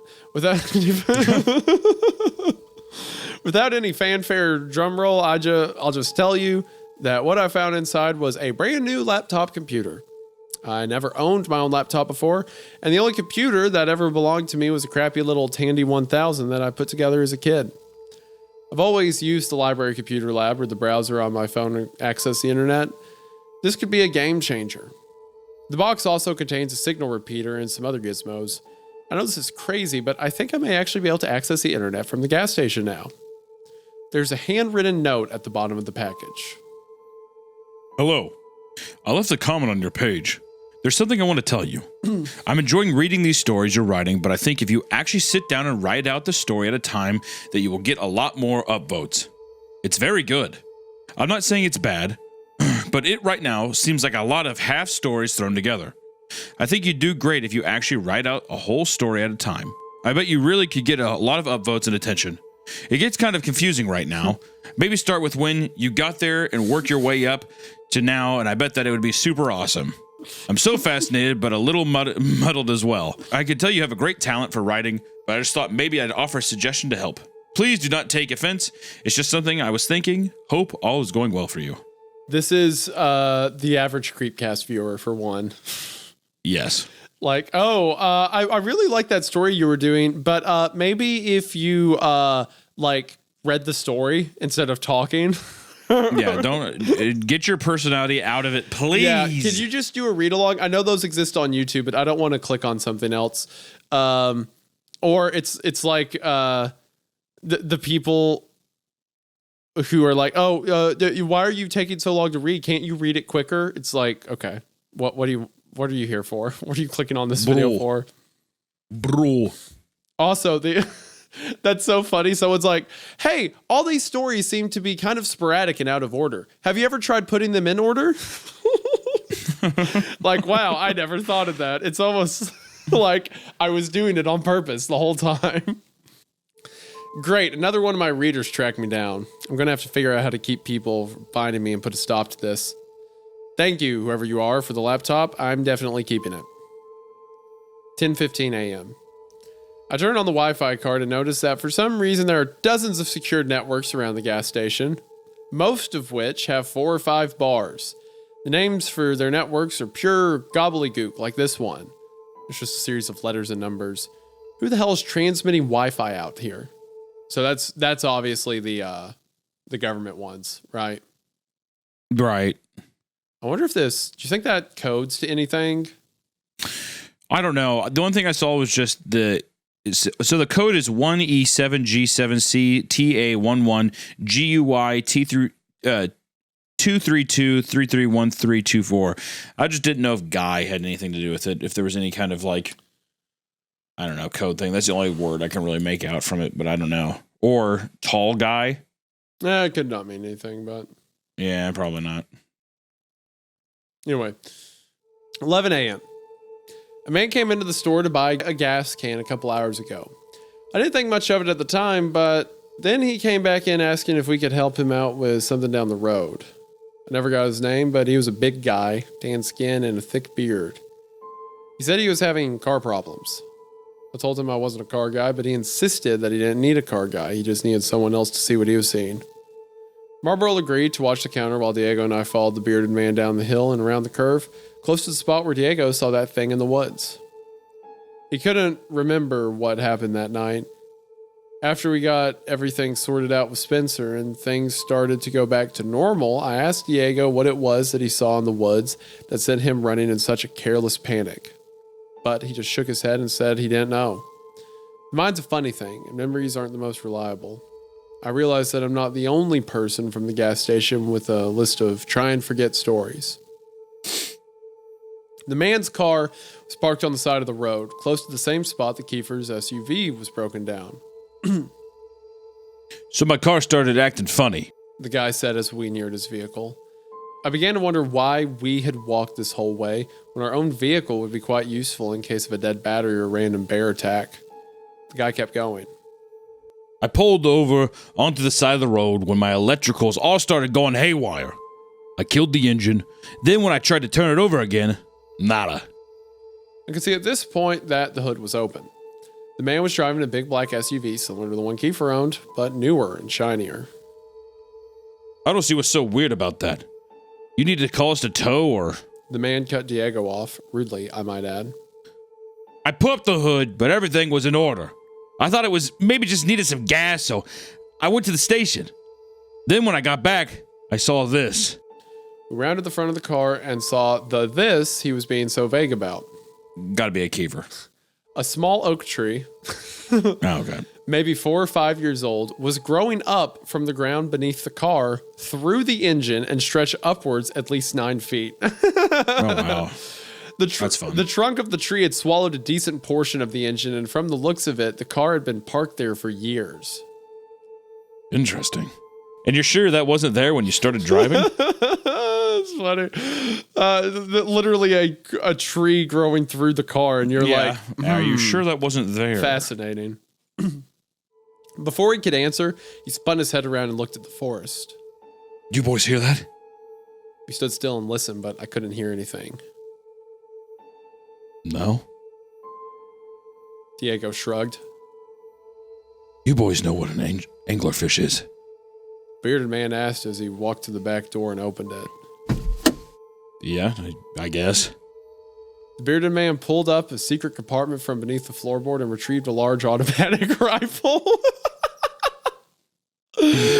just this guy. This is so funny because it's just like a guy who works at a gas station, and he's just dragged into like this guy. Like, do you boys know what the anglerfish is? As he's grabbing a rifle, and he's just like, I mean, I guess. So I saw it on Animal Planet.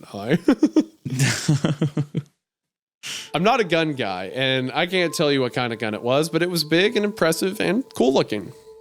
The guy checked the clip and clicked something on the gun that could have been the safety magazine. Again, I'm not a gun guy, but it sounded super cool. Diego put a hand on my shoulder and slowly backed away from the man with the gun, pulling me with him. But the man didn't seem to mind us one bit. He was focused on whatever he heard in the woods. If I'm right, you boys saw an anglerfish in them woods. It's putting something out there to lure me in. Made me think I'm hearing something that I'm not. Then, when I go looking for the one thing, BAM! It attacks. Oh, like a siren. The man looked at me over his shoulder with a smirk and said, Yeah, like a siren. Y'all may want to get out of here. This could get dangerous. Don't worry about me. I've dealt with these things before. I'll be fine. The man pointed his gun and marched into the woods while Diego and I made our way back to the gas station. Like, you see what I mean? Like any other story, that's the main character, right? Like I'm hunting the thing that lives in the woods, and he gets his rifle. He's like, "Do you boys know an anglerfish?" And he's like, "Oh yeah, it's like the siren. Yeah, we got a siren. She lives out there. She'll like, get the cool, stray I'll talk to you hitchhiker later." every now and then." Yeah. 2 p.m. It's time for me to go home. I haven't used the laptop yet, but maybe tomorrow. I'll start to type up these journals. November 8th, 6 p.m. It's getting dark so early these days. I noticed that the bearded man's SUV is still at the bottom of the hill with a tree growing through it. I wouldn't call that a good sign. 11 p.m. I burned the rest of the hand plants. I finally know what's going on. A long time ago, just the jumping between all these different stuff going on. Lot. Yeah, I think I personally like it. How do you feel about it? It's good. I think that it's good that it's of a comedic kind of tone. Yeah. Like, I think that if this was a serious story, not to, delegitimize it. I just mean, like, if it was something that was trying to really build your tension, I think it would be too distracting and it would be too all over the place. But to me, it's kind of like a small dopamine hit each time. It's kind of like every couple new paragraph or these new entries, it's kind of like tapping your brain about like, oh, remember this? We're talking about this now. But it's like kind of fun. It's upbeat. It's fast. And every one of them, it does something unique with it. Like Kiefer keeps dying, or like the thing in the woods luring in this guy, or like the hand plant. Like every one of them is like an interesting little vignette that you come back and visit and stuff like that. Like I'm curious to see how this kind of story structure gets rounded out. Yeah. Yeah. A long time ago, I noticed what looked like strange mushrooms growing in a patch near the dumpster behind the gas station. I didn't think much about them, except that it was strange that Rocco's brood wouldn't go near them. When I took a closer look, I could have sworn that they looked just like baby fingers poking out of the ground. As the weather got warmer, I kept an eye on the crops. They started getting longer and looking more and more distinguishably similar to human fingers. I swear they even started growing fingernails. Sometimes I could see them bend at the digits to squash a bug that wandered too close. Eventually, the mushrooms started sprouting leaves, and the finger sections continued to stretch out, creating what could only be described as hands. Human hands. They'd ball up in a fist during the daytime and open up in the moonlight. I dug one of them up one day when we were really slow at work, and I called Farmer Jr. to ask for his professional opinion. To the untrained eye, the hand plant looked just like a regular human hand, smaller than an adult's, but larger than a child's. Adolescent, teenager maybe. At the wrist, it turned into a gnarled root that smelled like sassafras. And throughout the plant, tiny leaves were sprouting. Farmer Jr. stood in the gas station looking it over for a while before asking me if we had any more of those things. I lied and told him no. Asked the owners what they wanted me to do. They thought it over for a couple days and then told me to keep them. I think they expected to be able to make some money off them somehow, but eventually everyone forgot they were there. Everyone but me. And Farmer Jr., of course. I was thinking about the bearded man when I first heard the sound of a baby crying somewhere outside. I was alone in the store, and my first instinct was not the heroic one that most people may have had, to run outside and see where the poor baby was. My first instinct was more callous and rational in the form of a question. How the hell did a baby get way out here without me hearing it coming? Also, like, who do you think the owners are?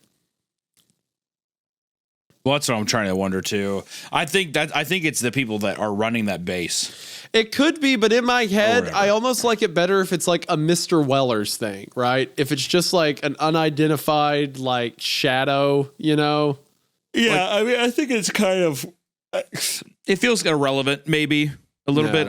To me, it could just be like a guy who's just like, yeah, I've owned it for a long time. Yeah. Something wasn't right. The sound of the cries, which I could deduce were coming from the tree line, were getting louder and louder and more desperate. I looked around for Marlboro, but couldn't find him anywhere. If I was going to investigate the potential force baby, I was going to have to do it alone. I remembered the bearded man hearing the siren call of the thing he called an anglerfish. I remember Diego's sound of crunching in the striga. And absolutely no part of me believed that I would be safe if I went into the woods or that there was really a baby crying out there. But what if? I grabbed a flashlight and went out back.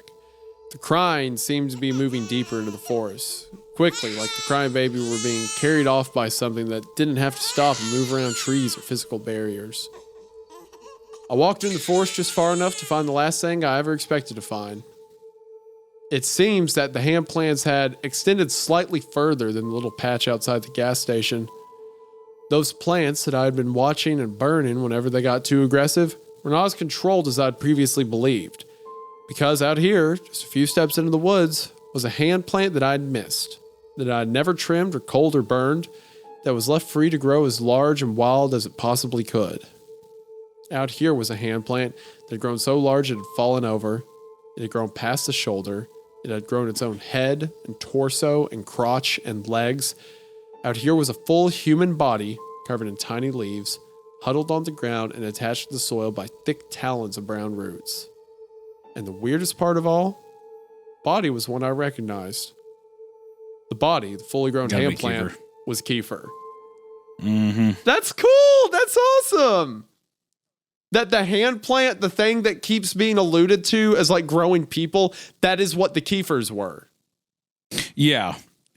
I like that better than having him be like a weird lab experiment. Yeah. Because I thought that's where they were kind of going with it. Yeah, it also makes sense because it's like, oh, well, there's a patch of them I didn't get, and that's why Kiefer keeps showing up and dying over and over.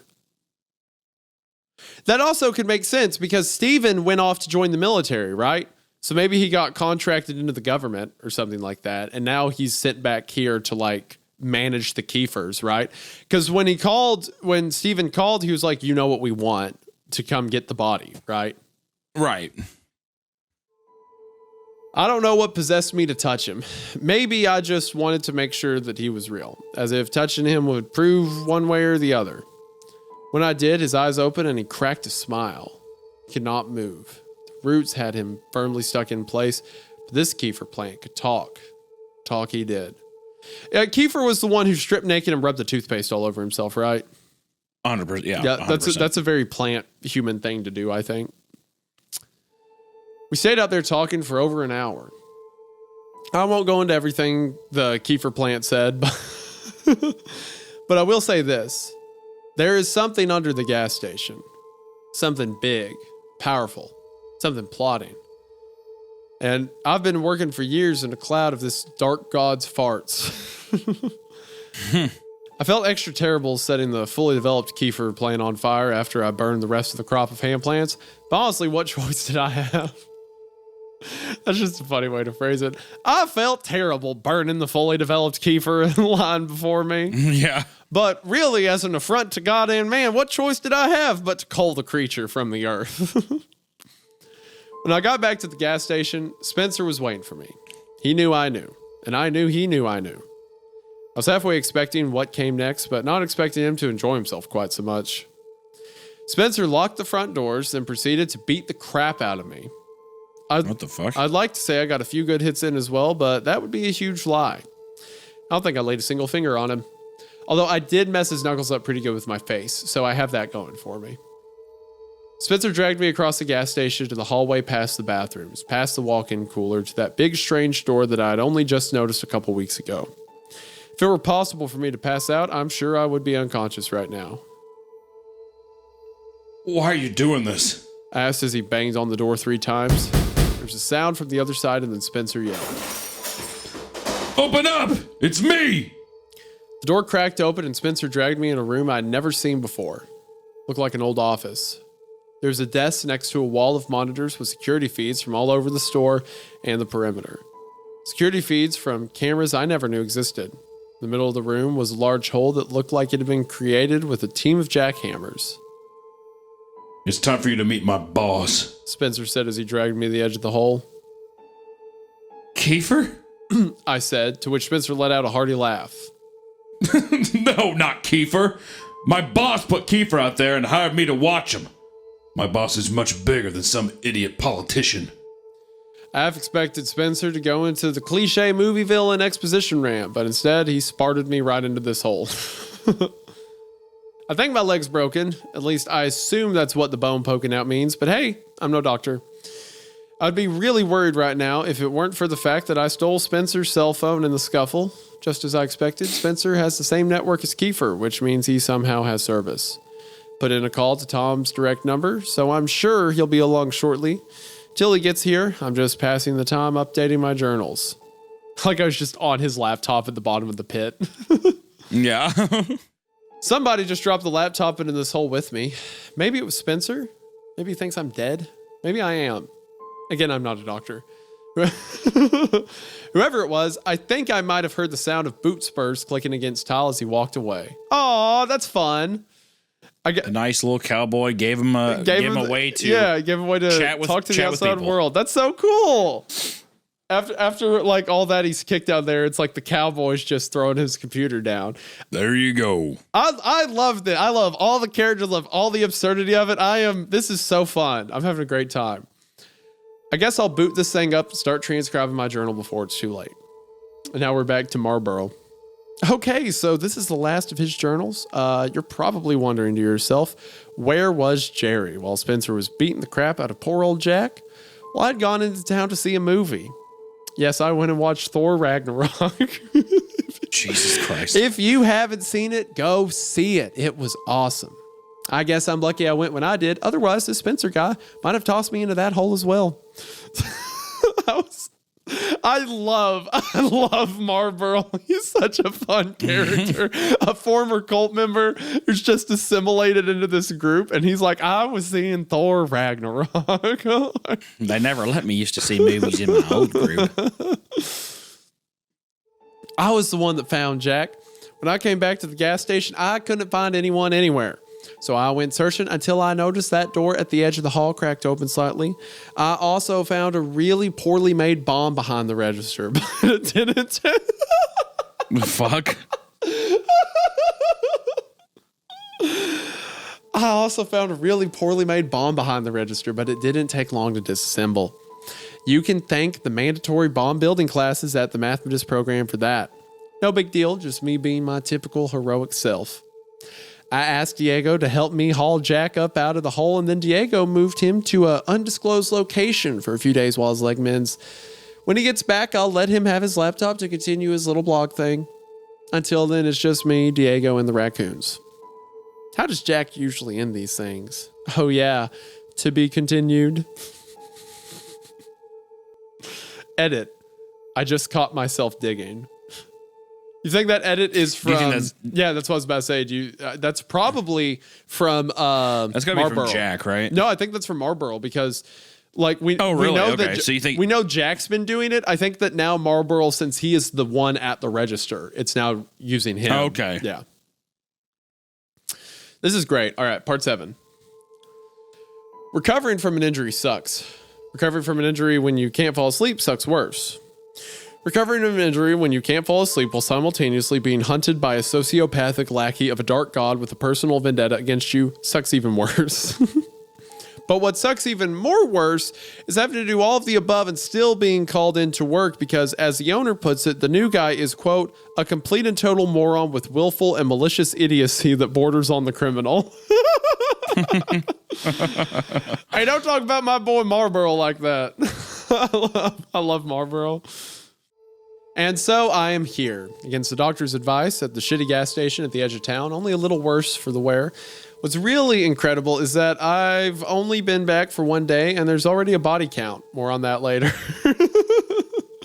My right leg, gosh, I love this. My right leg is in a cast from ankle to thigh, and I've elected to use crutches because, unsurprisingly, the gas station is not wheelchair accessible. The cast has several signatures and messages, which is very strange because I have no memory of anyone signing it. But that could just be a result of the pain meds. Looking down now, I can see that Diego scrawled this message.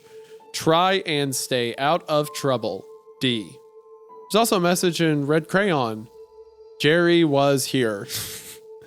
A few signatures. Red crayon. How do you feel about Jerry? I like Jerry. Okay. I think he's funny. Right. I love Jerry. He's my favorite. A few signatures scribbled in Sharpie, and a little further at my leg, I have to pull my pants way up to read this, is the note. Retta. Yeah. R, capital R, lowercase t, capital R, capital A, lowercase t, capital C. Retta. Well, that's annoyingly cryptic. I would check the tape logs to see who I let get so close to my delicate area, but the owners had every camera in the place removed. I guess there was something about finding that secret room full of security cameras feeds to bring personal privacy into the public discussion.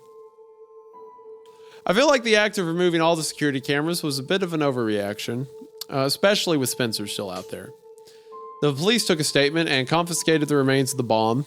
They're taking the whole thing very seriously, and an arrest warrant is out for Spencer Middleton should he ever show up again. As for Kiefer, things get a little more interesting. The police were unable to find any evidence that he ever even existed. He had no property in his name, no driver's license, no public record of any kind. The only thing even linking him to this town was a grainy picture in an old yearbook photo. It would seem that Kiefer was living off the grid ever since he graduated high school. Now that Spencer's attempt to blow up the gas station failed, Kiefer had suspended his election campaign and simply disappeared. That's really fun. So Kiefer either never existed or he did exist when he was younger and then became the subject that these plants began to copy. And now that the jig's up, he's like disappeared. I'm still not fully done with the idea that something was involved in that creation. Potentially. Like a group wanted him to be duplicated or something like that. You know what I mean? Yeah, that's possible. I could see that. The sheriff has been sending a new deputy, Arnold, out to check on me once or twice a day. Arnold isn't from around here, which is probably why he agreed to replace Tom as the new gas station babysitter. He's about 6'2", dark-skinned, with a mustache thick enough to plant a yard flamingo in. He has eyes that constantly telegraph the sentiment of knock that nonsense off, and I have yet to see him smile. I don't know if Arnold will become the next Tom or the next Spencer. Right now, he could go either way. Arnold was the one that dropped me off at work today. I'm not supposed to get back behind a steering wheel for a while, which is fine, I guess. It's not like I'm going to go on any road trips anytime soon. On the way to work, we passed the SUV of the man with the beard, the one staked in place on the side of the road by the tree growing up through its engine. I asked Arnold about it, but he just shrugged it off and said I shouldn't worry myself with other people's business. I asked him about the owner of the vehicle, and Arnold said that they think he got lost in the woods, just like those hikers last fall. Search and rescue effort was underway, and he was confident that they would find him, quote, one way or the other. After Arnold dropped me off today, I went about my regular shift starting duties. I reconciled Marlboro's till. Not at all surprised to see he was somehow $150 over, or that the surplus was entirely in $1 quarters. I logged all the invoices that had piled up while I was out. Then I emptied the trash cans. I was hoping that I might run into the cowboy, but the only thing in the men's room was an obese Hispanic trucker punishing the toilet and surrounding air with an unholy fury that deserves its own scary story. Jesus. The sun was starting to go down when I hobbled out to the dumpster, balancing garbage bags against my crutches and probably looking like a baby deer learning to walk. You know, if that deer were drunk and two-legged and carrying several bags of garbage. The scorched earth near the dumpster was the same as I'd left it, blackened down to the subsoil. Somewhere just past the start of the trees was another patch of smoldered remains, one that I neglected to mention in the police report, one that might look to the casual observer like the remains of a human body. Before I turned to go back in, I noticed something odd on the side of the dumpster. First, I thought it was a child's toy, stuck to the dirty outside wall, but then I realized that it was moving. Breathing, crawling slowly, and eating the gooey drippings off the rust of the dumpster. The thing looked like a giant tomato caterpillar, about 8 inches long. And as the sun went down, I swear I could see the thing giving off its own light source. The squishy caterpillar thing didn't seem to mind my presence, and even let me feed it an old starburst that I had in my pocket. A yellow, because like all people, I hate the yellow starburst. The critter bioluminesced a little brighter as it ate the taffy, and I gave it a gentle pet. Its hide wasn't as wet as it appeared. In fact, it seemed to be covered in tiny clear hairs. You're not so bad, I said while it nibbled at the candy. Not everything out here needs to be scary, huh? It wiggled and crawled away to a place on the back of the dumpster with more gunk, and I went back into the gas station. Marlboro's taken up smoking again. He quit for a while, but then explained that the suffering he was causing himself by not smoking grossly outweighed the suffering he was causing us through secondhand smoke. And mathematically speaking, it didn't make any sense for him to quit. I'd hoped that he was beginning to shed his cultist philosophy after the entire compound mysteriously vanished, but now I'm starting to fear that he can't be rehabilitated. Oh well. Day was pretty normal. Well, not normal, but, average. Day at the gas station. We had some strange people visit. We had some normal people visit too. Along the way, I zoned out, finished a book I'd been reading, made some boring journal entries, and even got online to browse the internet for a while. There's another package sent in under the counter, addressed to me from a return address I don't recognize. I took a gamble with the last package, and it turned out to be something great, but that was before Spencer tried to kill me, and once again, my gut is telling me not to open it. Got a phone call today at the store a few hours after sundown. It was pretty late. Hard to say when exactly. Marlboro was asleep in his hammock in the dry storage room, and I couldn't remember the last customer. This was somewhere in that temporal wasteland between dusk and dawn. Hello? Jack, listen very carefully. You don't know me. What I'm about to tell you will save your life. But only if you follow my instructions and do exactly what I say. In your drawer to the right is a pencil and paper. Get them and write this down. These are the rules to your survival. 1. Do not leave the gas station. Do not go outside under any circumstance. 2. Do not drink the tap water. Don't even touch it. Don't smell it. Don't look at it. It's bottled water from here on out. 3. Don't trust your eyes. 4. Barricade the... Hold on. Hang on. Where'd you say the pin was? In a drawer to the right. My right or your right? You're right. How the hell would it be my right? I'm on the phone. Right then, I heard a car horn honk. It was the old widow, Mrs. Sistrunk. She's another local. Somewhere in the area of 100 years old, if I had to guess, and at this point, not much more than a skeleton wrapping in an ill-fitting skin suit with vibrant lipstick smeared all around the general mouth area. Well, that's kind of harsh. Mm-hmm. After her husband died, Mrs. Agatha Sistrunk had taken to buying and collecting sports cars and oversized trunks and racing them around the outskirts of town at all hours of the night. Jesus. She's cool. I like her. Her most recent purchase was a brand new Ford F550 with a painting of the Hulk and all of his green smashing glory along the side. In person, she was a sweet old lady, no taller than 4.5 feet. She wore special shoes to reach the gas pedal and always came to this gas station to fill up because she knew I'd help her pump her gas, something she had never done before and wasn't interested in learning how to do. One sec. I said to the voice on the other end of the phone. Be right back. Mrs. Sistrunk needs me to top her off. Listen to me. Do not go outside. You go outside and you're dead. Do you hear me? Oh, I hear what you're saying. I said as I grabbed my crutches and got ready to leave. But I don't work for you. With that, I hung up the phone and went outside to help Miss Sistrunk. That's so funny. Like someone's on the phone, like, you'll be dead if you go outside. He's like, yeah, I know, but look, I'm on the clock right now, and I've got to get this shift over with. So just let me like. Yeah. Old Agatha was happy to see that I was back at work. Apparently, Marlboro made her nervous. She said he was flirting at her, and wouldn't stop smoking while he pumped her gas. Before she left, she gave me a case of empty light beers and asked if I would be a lamb and toss these. For her, I can't say no to Agatha. Such a funny visual of a 100-year-old woman just like getting hammered and like ripping a car. Hulk truck. Yeah, ripping her truck around the outskirts of town. And he's like, oh, I can't say no to you, Agatha.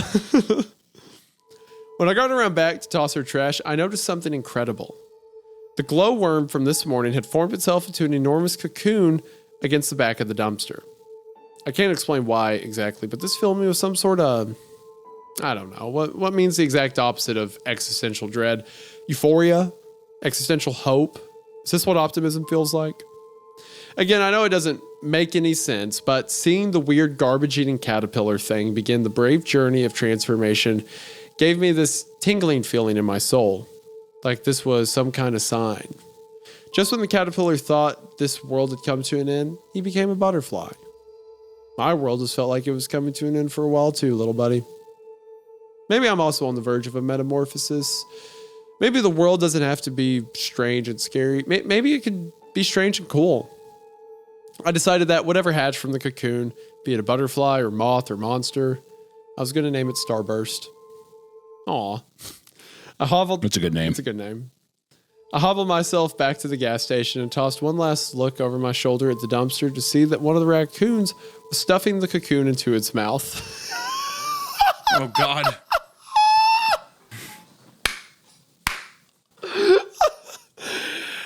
It devoured the whole thing in a couple bites before making eye contact with me and dashing off into the woods. Jesus. That's so good. A whole paragraph about like maybe life will get better. Maybe little Starburst is going to teach me a thing or two about living or whatever. It's like I turned around and the raccoon, he's gone. the raccoon swallowed it whole. Diego came to the store for his late shift and asked how I was feeling. I told him that the pain was tolerable. He nodded like that was the kind of answer he was looking for, and I went back to reading my book. A few minutes later, the man with the beard came into the gas station. I almost didn't recognize him as the same man that went off into the woods after the creature he called an anglerfish. He had lost a lot of weight, his beard wasn't nearly as well kept, and he smelled like he bathed in a tub of pee that someone farted in. Hey, you're still alive. Cool. Did I mention that the man was holding a pistol when he walked in? just the image of like, this guy has had his own journey. And he walks in, the dude's on crutches like, oh, you're alive and you have a gun. Good for you. The thought crossed my mind for the briefest moment that I wonder what happened to his big gun. I didn't have time to ask. He quickly found the locks on the doors, used them, then covered the short distance to my register, gun extended and aimed at my face. I told you not to go outside. You're lucky you're even alive. He screamed before grabbing the store phone and yanking it out of the wall. He threw it to the ground with a loud, satisfied smash and asked, Who else is in this building? Well, let me see. There's you, me, and probably the other cashier unless he went into town again.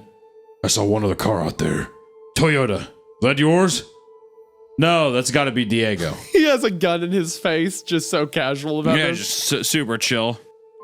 Right on cue, Diego walked out from the back and froze at the sight of the bearded man still pointing a gun at my face. Diego might have been tempted to take action if he hadn't been carrying a 50-pound bag of corn over his shoulder. Instead, he just raised his free hand. What does Diego do? He walks into the gas station. He's like, time to grab the corn. And then just like walks back outside. Instead, he just raised his free hand and said softly, Hey, man, we don't want no trouble. If you're after the cash, go ahead and take it. Ain't no heroes here. The bearded man laughed in an obnoxious way and said, Well, there's at least one. My name is Benjamin, and I'm here to save your sorry asses. See what I mean? He's like the protagonist of any other story, but the story doesn't care about him. Diego and I made eye contact. A lot can be conveyed in just an instant if you know the person you're looking at. He was trying to see what I wanted to do. I was trying to tell him to relax. This was neither the worst nor the weirdest thing to happen in that room. Okay. What do you need us to do, Benjamin? There's something evil under this gas station, and nobody's leaving here until I understand what it is, because I know that someone is working with that thing. I've seen it in my dreams. I know you have too. Well, he was wrong about one thing. Right then, Marlboro walked out of the dry storage closet, stretching and yawning. Benjamin snapped him into a chokehold before he knew what was going on and jammed the gun against his head. Are you listening to me? I just told you that the world, as you know it, is just a facade. There's a devil here, and one of you is working for him. He looked at both of us for some kind of reaction, but I don't think he got the one he was looking for. I just shrugged and said, Neat. Right then, Marlboro surprised the pants off of everybody by half yelling, half laughing. Let's do this! I'm not afraid to die! Before reaching up, grabbing the gun pressed against his head and pulling the trigger. Good God. Whoa! Whoa, Marlboro's just like, all right, bam, like shoots himself. What the heck? Well, do we know for sure that he's Well, dead? hold on, okay, let's keep going. I've seen a lot of weird stuff working at that shitty gas station. I've been nearly killed once or twice. I've watched the same guy die over and over in front of me. I've seen things that may or not be real because I can't dream, and sometimes I wonder if my mind is making up for that in other ways. I've seen ball lightning, people with blue skin, a man with two heads, a talking dog, and an Elvis impersonator that may have been a little too convincing. I've seen so much weird stuff in that room, but this was the first time I ever saw a look of surprise like that on anybody's face, and it was absolutely priceless. What the hell is wrong with you people? Benjamin said, backing away from us. Ain't nothing wrong with us. Said Marlboro, relieved to be free from the headlock. What the hell is wrong with your gun? How did you know I was out of ammo? I didn't. Okay, okay. Gotcha. He pulled the trigger and nothing happened. And it I was like, see. clink. Yeah. That's what I was I wondering. gotcha. Okay. There's a loud thud as Diego dropped the sack of corn. He was the next to talk. I think maybe you should get out of here, pal, while you still can. Afraid I can't do that. Not until this thing is dead. And not until I heard a wet thunk before I saw anything. Before Benjamin went limp and hit the ground, when my eyes caught up to the situation, I hoped that what I was seeing was a hallucination. But the look of fear on Diego's face told me that this wasn't the case. The man Trench coat dude. Probably. The man standing behind Benjamin, holding a bloodied shovel, the man that just saved our bacon, was smiling a toothy, delighted smile that he had only ever made after inflicting the kind of pain he just inflicted. Hey, Jack. Said Spencer Middleton. You miss me? Okay, so Spencer showed up and killed Benjamin. I see. He stuck Diego and Marlboro in the walk-in freezer. Marlboro is and always has been a go-with-the-flow kind of guy, so he went into the freezer voluntarily. Right after trying to kill himself. Well, yeah, it makes sense that the cultist dude's just like, yeah, let's die! Like, woo, let's go. Diego put up a fight, which is why he ended up bruised and bloodied and barely clinging to consciousness. From what I could see, Benjamin looked like he might be dead. At best, he was out cold in a slowly spreading pool of his own blood. Spencer pulled a couple of chairs out of storage and placed them both in front of the cash register facing one another. He made me hobble over and sat down in one. And he spun the other around to sit on it backwards like a cool school teacher from the 90s. I just want you to know, I'm not mad at you. And neither is he. He wanted me to relay that message. Spencer's face still had specks of blood on it from where he'd beaten the shit out of Diego. Your boss? Yeah. He was upset at you for what you did to Kiefer and wanted me to show what happens to bad children. You were supposed to meet him, but then that got all cocked up, huh? I guess it just wasn't my time to die. That's when the smile faded from Spencer's face. He shook his head at me and said, Die? No. You weren't supposed to die. You can't die. We need you. Okay, so do you think what's happening here is Benjamin was right? Whatever he figured out, someone is working for the beast, and that person is Spencer? Yeah. Okay. Yep. I saw some movement behind Spencer, but tried not to break eye contact. It was Benjamin. He was alive, and right now, my best shot at getting out of this. He was moving slowly on the ground, regaining consciousness, but miraculously not making any noise. I tried to keep Spencer distracted. Your boss. Tell me more about him. How did he find you? Who is he? Oh, he's got a lot of names. But you'll meet him soon enough. And this time, we will not be interrupted. And my friends?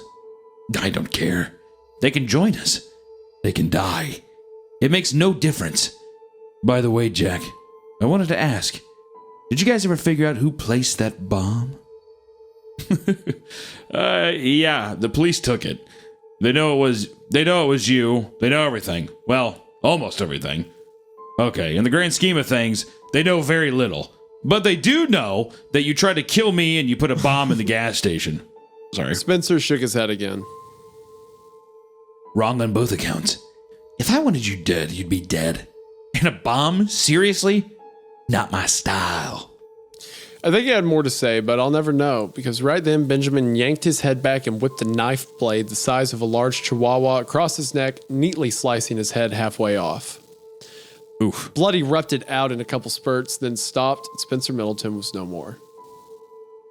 That's what you get! Taunted Benjamin as he flung Spencer's lifeless body onto the floor, his blood pouring out and mixing with all the rest. It was going to suck for whoever had to clean all this up. When he opened the... Definitely gonna be him. Yeah. When we opened the freezer, we had found that Marlboro had gone all bad nurse on Diego, sticking clumps of frozen meat all over his face for the swelling. I made us a fresh pot of coffee, and we took seats around the table by the window.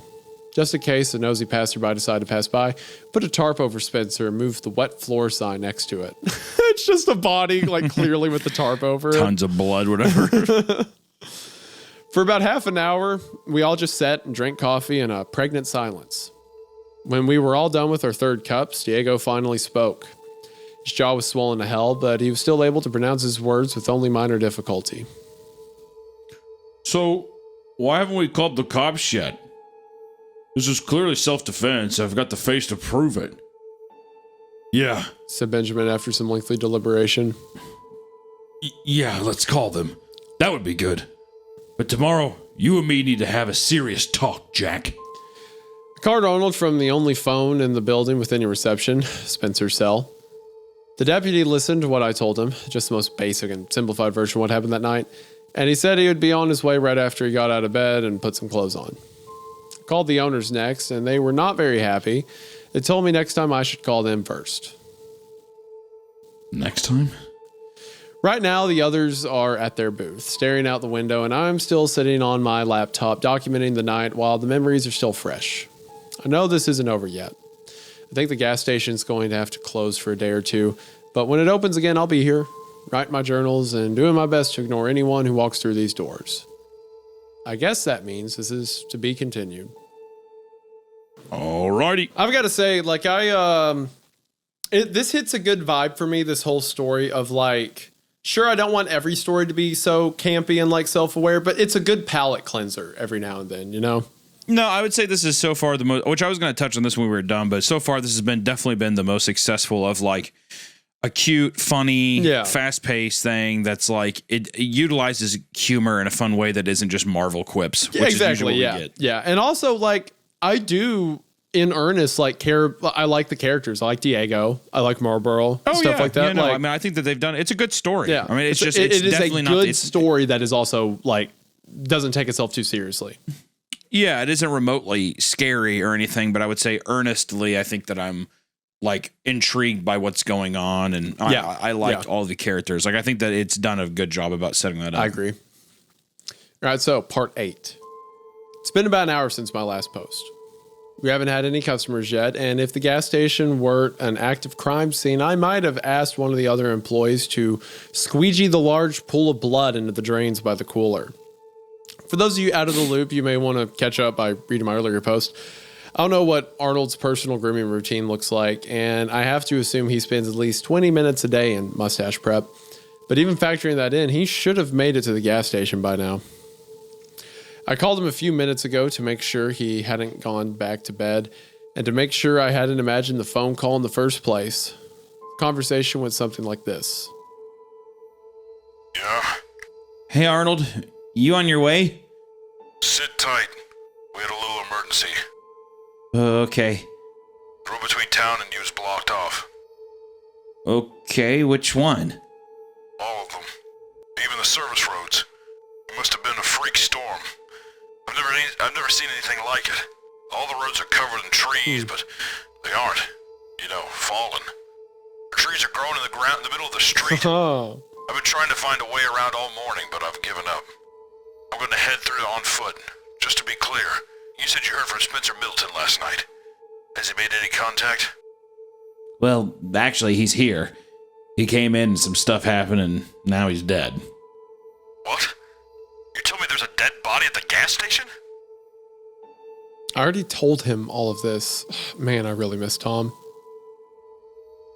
Did you not realize that? I'm sorry. When the phone rang earlier, I just had woken up from the beautiful, weird dream of a dark god calling me into the eternal grace, taking me by the hand and guiding me into the blessed oblivion, freeing me from all the pain and suffering of this mortal prison, nurturing me like a child and inviting the world into a realm of higher existence, allowing me the privilege to devote myself to his glorious servitude. Okay. I guess I'll see you when you get here. All of that, and then okay. He's like, he hangs up the phone. He's like, all right, well, we've lost, the sheriff department's gone. The dark god got the sheriff's department. It's like, I hope he never makes it.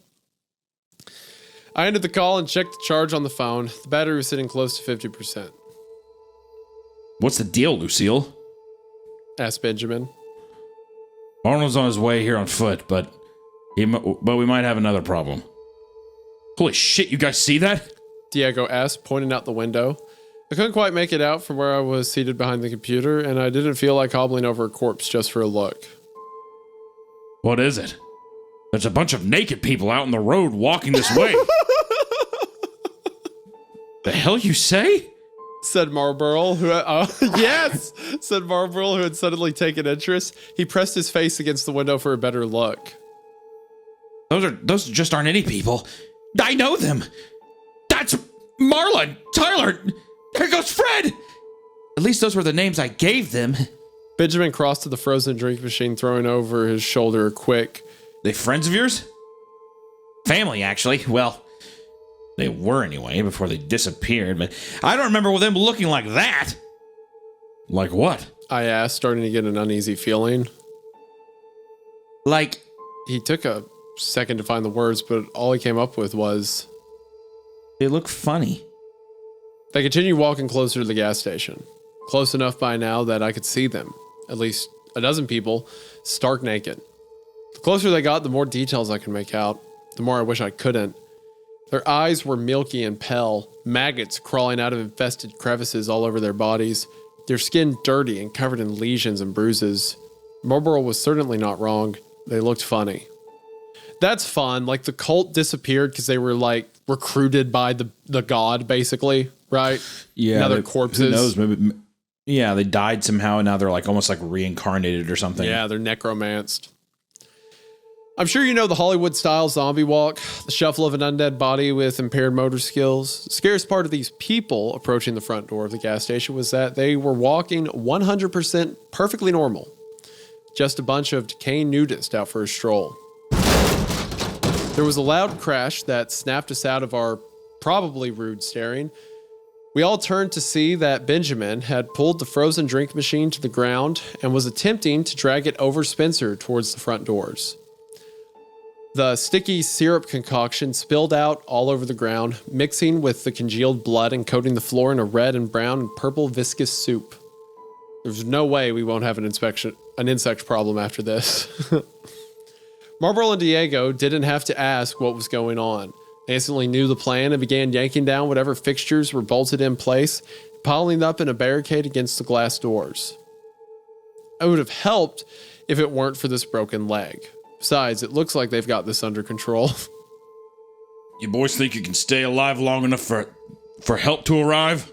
Benjamin asked. Had almost 90 years experience staying alive between the three of us. Diego joked. Benjamin directed his next question to me. You got any weapons in this place? I told him no. The only thing I have is a half-empty canister of gasoline in the supply closet and some really hard jerky, but he was welcome to whatever he could find. That's when he started MacGyvering some spears out of chair legs and broken glass from the drink cases. About 10 minutes ago, the gas station lost power. Now really would be a great time to have a giant pet glow-in-the-dark butterfly. Stupid raccoons. It's been pretty quiet, save for the wet, guttural whispering coming from those people outside. Benjamin is still searching for weapons while Diego finds things to push against the front door, and assuming he hasn't fallen asleep, Marlborough has taken the back door. I was feeling pretty useless after Benjamin confiscated my crutches, so I figured I would take this opportunity to type up the account of what happened, just in case Arnold gets here too late. And in the spirit of preparedness, I should say a few things to whoever finds this message. Or is it whomever? I never could get that right. First, to the owners. Sorry about the mess. Second, to her. Sorry we didn't run into each other one last time. Third, to whoever keeps dumping tar into the ditch outside of the gas station. I hate you. Guess that's all I have to say. It's been a weird, crazy ride. This is Jack from the gas station, signing off one last time. And then followed by, I didn't die.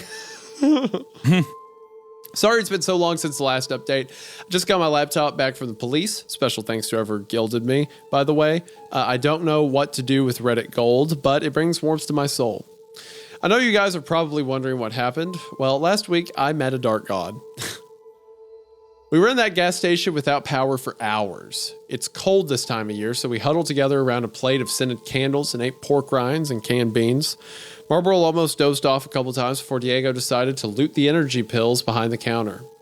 He handed them out, and we all took a few, washing them down with cold coffee and telling ourselves it was for alertness. but all they did for me was create a heartbeat arrhythmia. That sure would be funny if those things finally broke in here just to find the four of us dead from heart attacks. Well, not funny, but you know. Diego tried to strike up a conversation with Benjamin a couple of times, but the bearded man wasn't very social. You Army? Nah. I knew a guy. He was a ranger in the Army. You remind me of him. All right. Those things out there. Any idea of what we're dealing with? You ever see anything like that before? Nah. You got any family? Nah. I checked Spencer's phone throughout the day, but it wasn't getting any service anymore. I tried 911 a few times, but even that wouldn't go through. When the battery got to 5%, I turned it off. We might need it later for an emergency call. Eventually, the adrenaline and pills started to wear off, and I remembered that my leg was still healing from a complex fracture, and maybe I shouldn't have agreed to come back to work so soon. I did the cripple walk back to the front desk to grab my meds. While I was there, I spotted the still unopened gift wrap package on the shelf beneath the register. I decided to ignore it and instead grab the employee whiskey bottle that was behind it. We told ourselves it was for our nerves, but all it did for me was give me an even worse heartbeat arrhythmia. A few more hours passed. After we killed the first bottle, we opened another. Then Marlboro got into the energy drinks because we needed mixers. At some point, the former cultist pulled out his stash and lit a joint and, without asking I might add, turned the whole station into a hot box. I couldn't remember if I'd taken my pain meds yet, so I went ahead and took them. As the sun started to set, I had two thoughts competing for first place in my mind. First, it sure is getting dark early these days. And second, I think we might be getting a little too messed up to handle what's about to happen. Time became even more illusory than normal once the laptop died, and we had no way of knowing how long we'd been waiting. We started measuring the time in candles. Our snack food and morale raced each other to depletion. At some point, Diego got me away from the others to ask what I thought about Benjamin. I told him he was the nicest guy that had pointed a gun in my face all week, but Diego told me that he had a weird feeling about him. I reminded Diego that he had killed Kiefer a couple times and maybe he should get off his high horse. Hey! Benjamin yelled at us from across the room. What are you two talking about? Anime. I lied. I think he bought it. Get back over here! I don't need any more dead bodies piling up tonight. Benjamin was in the corner, warming his hands over the candle plate. It was the only source of light in the building, and was casting shadows that could maybe be described as spooky if I weren't in such a serious life or death situation. Some of those shadows looked like faces, smiling, laughing at us idiots. One or two looked like old presidents. One of them asked me what time it was, and holy crap, I was tripping. You okay, man? Diego asked, snapping me back to reality. Oh, there goes gravity. Oh, there goes... Sorry. I honestly have no idea. What are these? This is still quotes. These are still quotes. Oh, my bad. Did you ever figure out who placed that bomb? Ask Spencer. What do you mean? Ask Spencer. Oh, sorry, go ahead. So, did you ever figure out who placed that bomb? Ask Spencer Middleton in a gurgle. What do you mean? I thought you did it. Not me. Bombs aren't my style. Who do you know that can build a bomb? Oh! Hey, Yo! where's Marlboro? Yo, that's cool. So the body is talking to him now, right? Yeah. Spencer's body lying on the ground. It's like, yeah, who do you know that can build a bomb? Benjamin picked up his spear, formerly my crutch that he had paracorded his knife to, and asked, Who the hell is Marlboro?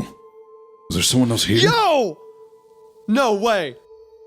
Marlboro, the other employee. I looked at Diego, who just shrugged and said, I don't know no Marlboro. How many of them pills did you take? Oh, look at that. I didn't expect that. Did you have any inclination of that? No, not at all. It also kind of makes sense why they left him without, Why they left? Or do you think the cult is still real or no? No, I think the cult is real. I'm saying Marlboro's not real. That's what I'm saying. Yeah, It's yeah. like in his mind, that's why the cult, he left and he's like, oh, they're gone or whatever. What the heck? That's so cool. Okay. Had I imagined Marlboro this entire time? Did I just Tyler Durden this guy into existence? I tried to sit down on the tarp, but it turned into me lying on my back while the room spun. I could feel the human debris squish beneath the tarp fabric as I rested my head. How much of any of this was real anyway? You're losing it, you know. I know. That's the body talking to him saying you're losing it, you know? Yeah. That's so fun. This is dope. Wait, okay, so are the because like Marlborough has done stuff in the story, like he grabbed Benjamin's gun and pulled the trigger on himself, right? So was that actually Jack doing it in those moments? I'm guessing it was Jack. Probably. Because especially him referencing Tyler Durden makes me think that. Which for people who don't know, Fight Club, Brad Pitt. Spoilers. Blah, blah, blah. Yeah. Someone could be watching it right what? now. What? Huh? Oh, fuck. Okay. Movie night Movie ruined. ruined. Thanks, guys. All those years ago, the first doctor tried to prepare me for life with my condition. There weren't that many other cases before me, so they didn't know exactly how everything would play out. But every case had a few of the same side effects. Of course, there'd be weight loss, fatigue, headaches, all the signs of normal physical illness early on. As the condition developed, there would be more interesting side effects. Hallucinations, memory loss, the works. And of course, I can't be properly anesthetized, so they tried in other cases to induce medical comas, but that just messed things up further. I'm always wide awake and halfway lucid during surgery. If you want to know what that's like, I'll tell you the truth, it's boring. You know what? Usually when I hurt someone bad enough, they pass out from the pain. It gave me a couple years tops. I haven't been keeping track of time. Right then, Marlborough walked into the room, zipping up his fly. Presumably, he had just come from the bathroom, but who really knows? I pointed at him and yelled. That guy! You see him, right? It's Marlborough! Diego looked where I was pointing, then back at me. What, you mean Jerry? Oh, that's right, he has a real name. I hate it when he calls me Marlborough. Benjamin set the improvised spear down and turned his attention back to the fire. You better get him under control. You should open your package, Said Spencer. Hey, wait a second. Aren't you supposed to be dead? Well, aren't you supposed to be dead? He said back. Touché, Spencer, Who are you talking to? asked Diego. Spencer? Well, stop that. It's freaking us out. Okay, so it's ambiguous if Marlborough is real or not, right? I think he's real. I just think that I think that people just know him as Jerry. Well, I mean, even then, like, he's called Marlborough forever, so they would have recognized it. It's kind of like in the middle of if he's real or if he's not, I think. How did Diego know then to be like, oh, you mean Jerry? Because this could be part of his hallucination continuing right now. I see. Anyway, 2 candles burned from start to finish before Benjamin decided that help wasn't on the way and our best chance of survival was to fight it out with the things outside. I disagreed, but Benjamin informed me in his own polite way that it wasn't up for vote. Peeled back the layers of the barricade just enough to get a view of the outside. Once we knew what we were dealing with, we could come up with a better game plan. Only, he couldn't actually get a good look because something was blocking the view. Something just on the other side of the glass doors. Benjamin yanked the rest of the barricade down and took a few steps back to marvel at it. Well, you don't see that every day, Said Jerry. Nope, I can't do it. I'm sorry. His name's Marlborough. We were trapped there, inside the gas station. On the other side of the doors, a network of trees had grown together, twisted into knots and pressed against the glass. They were so densely pressed into a single wall of tree trunks that not even light could get through. For all we knew, it could have been daytime outside. We have to get out of here, Said Benjamin. We checked the back door, but it was the same thing. I often wondered how long a person could survive inside the gas station without any new supplies coming in. I'd run the scenario in my head a million times on boring nights. What else is there to do? I'd run the thought experiment for countless different contexts, but how long could I survive if the gas station were transported back in time to another planet, if there were a zombie apocalypse, etc.? What I had deduced was that, under ideal circumstances, I could live off the supplies on hand for 4 years if I could find a source of water, 6 weeks if not. These were not ideal circumstances. We'd already smashed up, weaponized, or eaten almost all of our supplies. If we were trapped here, it would take long for us all to go all Donner Party on each other. While I was pondering this in the hallway by the cooler, we heard the sound of glass shattering from the main room. Benjamin raised his spear and led the way back. The wall of trees was still there on the other side of the doors. Our mess was still there. Everything was as we left it with one exception. The tarp was pulled back and Spencer's body was gone. A series of footprints coagulated in blood leading from where he should have been to the shattered glass of the front door, like he had just gotten up, walked over, and was absorbed into the trees. I need you boys to think real hard. Is there any other way out of this place? Well, Marlborough started. I shot him a look and shook my head, but I guess he couldn't see it in the dim candlelight. Or maybe he was just too dense to understand. there is that hole. Hole? What hole? A hole in the secret room back there past the cooler. Secret room? Yeah, right over here. Marlborough pointed at the blank space on the wall where the door used to be. The owners had decided that the smartest thing they could do when they found out about the secret room was remove the door, build a good old-fashioned wall, and forget all about it. But that only works if everyone agrees to forget all about it. Marlborough. You're telling me there's a secret room? That's so funny to imagine. That for one, Jack's so dedicated. He's like, we're not supposed to mention it. The boss said not to. But also just like, oh, well, if we build a wall, they'll forget the observation rooms there. Yeah. Also, I kind of like this idea that Marlborough is just a different version of Jack's psyche that's just like optimistic and cheery. Yeah, yeah. Well, there is the secret room. You tell me there's a secret room behind there? And a hole in that room that we can maybe fit inside and escape? Why didn't you boys tell me about this earlier? He didn't wait for an answer. Benjamin went straight to the wall and started smashing it to pieces with his spear, and then, after he got it down a little, his bare hands. After a minute, the wall was once again a door. While Benjamin lit and placed a few candles around the giant hole in the floor, I grabbed Diego and pulled him aside. Hey, I should tell you something. I opened that package. The one that looked like a present. Yeah? Yeah. I'm not sure at what point I'd finally cracked and opened it, but I had been carrying around the contents of the box in my pocket for at least one candle. Just like the last package, there was a note with this one. It read, I didn't expect you to use my letter as a part of the story, but thanks, lol. I didn't mind you using it. That was very neat. I liked it. I was very surprised. Thank you. I enjoyed your stories and I knew it could be really great from the beginning. That's why I wrote what I did. I was surprised, but in a good way, that you used my letter. Lol. Thank you. I'm honored. Really honored. This is like every fan comment I've ever got. It's just like, Yeah, wow, no shit. thanks, wow. Like this is what that everyone who's Wow, like, wow, thanks, this thanks. guy seems annoying. That's you. Remember that. Animals, monsters. Underneath that letter was a small handgun. I just shipped him a gun. Oh, that's funny. I knew enough about pistols for playing video games to know how to check the clip, and sure enough, it was loaded. I showed the gun to Diego, who said, That's a Ruger 380. Is that good? Well, it's a gun, so it'll probably have more stopping power than a chair leg. Why didn't you give it to him? Diego gestured at our fearless leader. I don't know. Or trust him. Good point. Here. I said, trying to hand it over.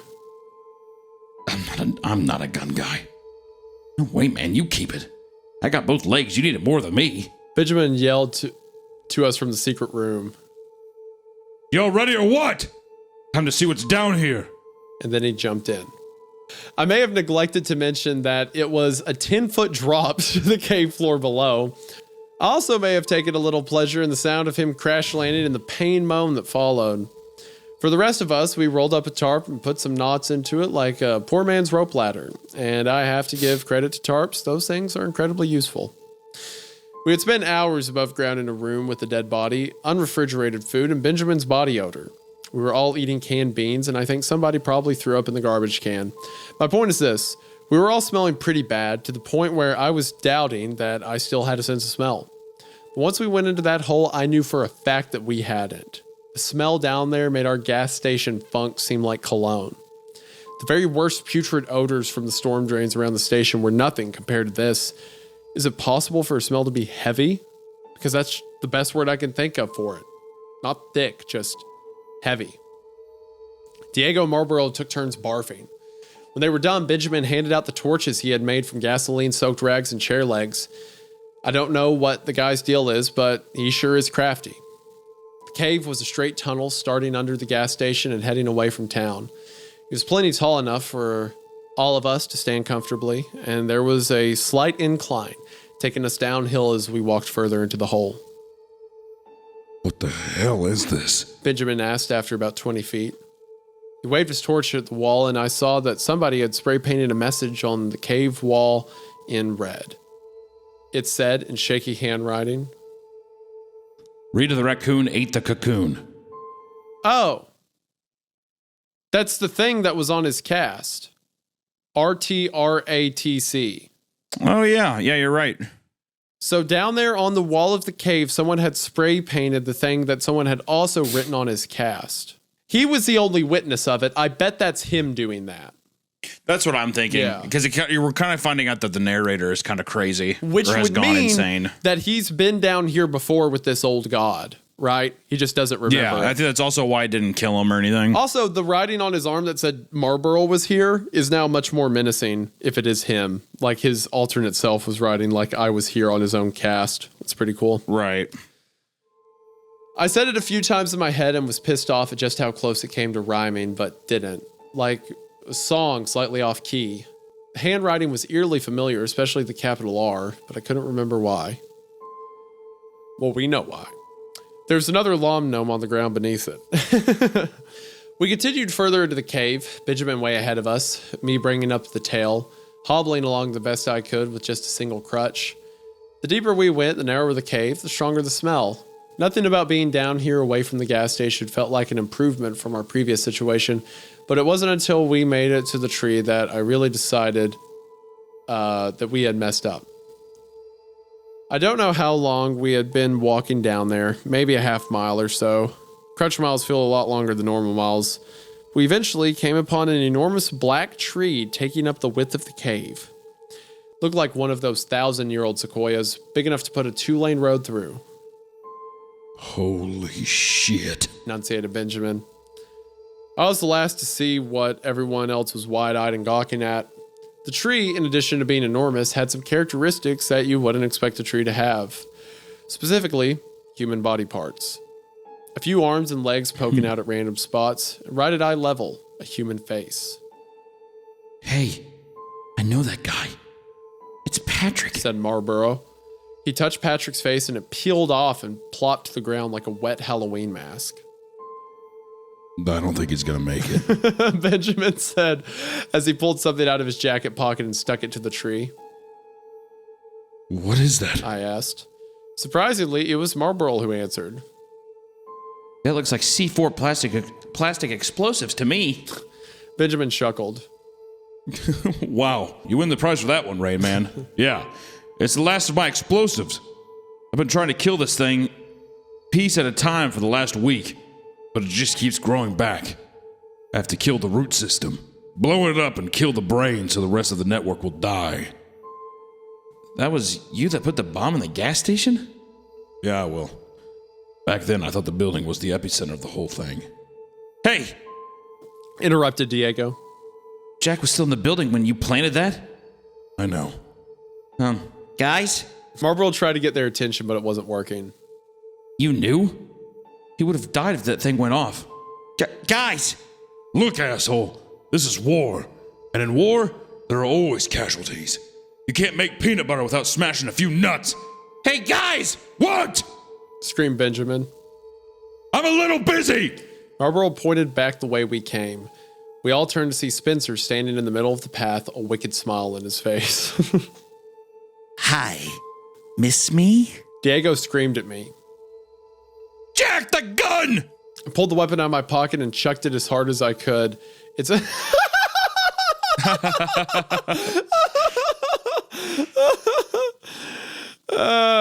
It smacked Spencer right in the face and he fell over.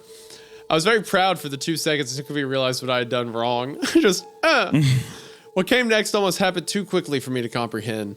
Something burst out of the wall next to us, an enormous object the size of a car and mostly hand-shaped.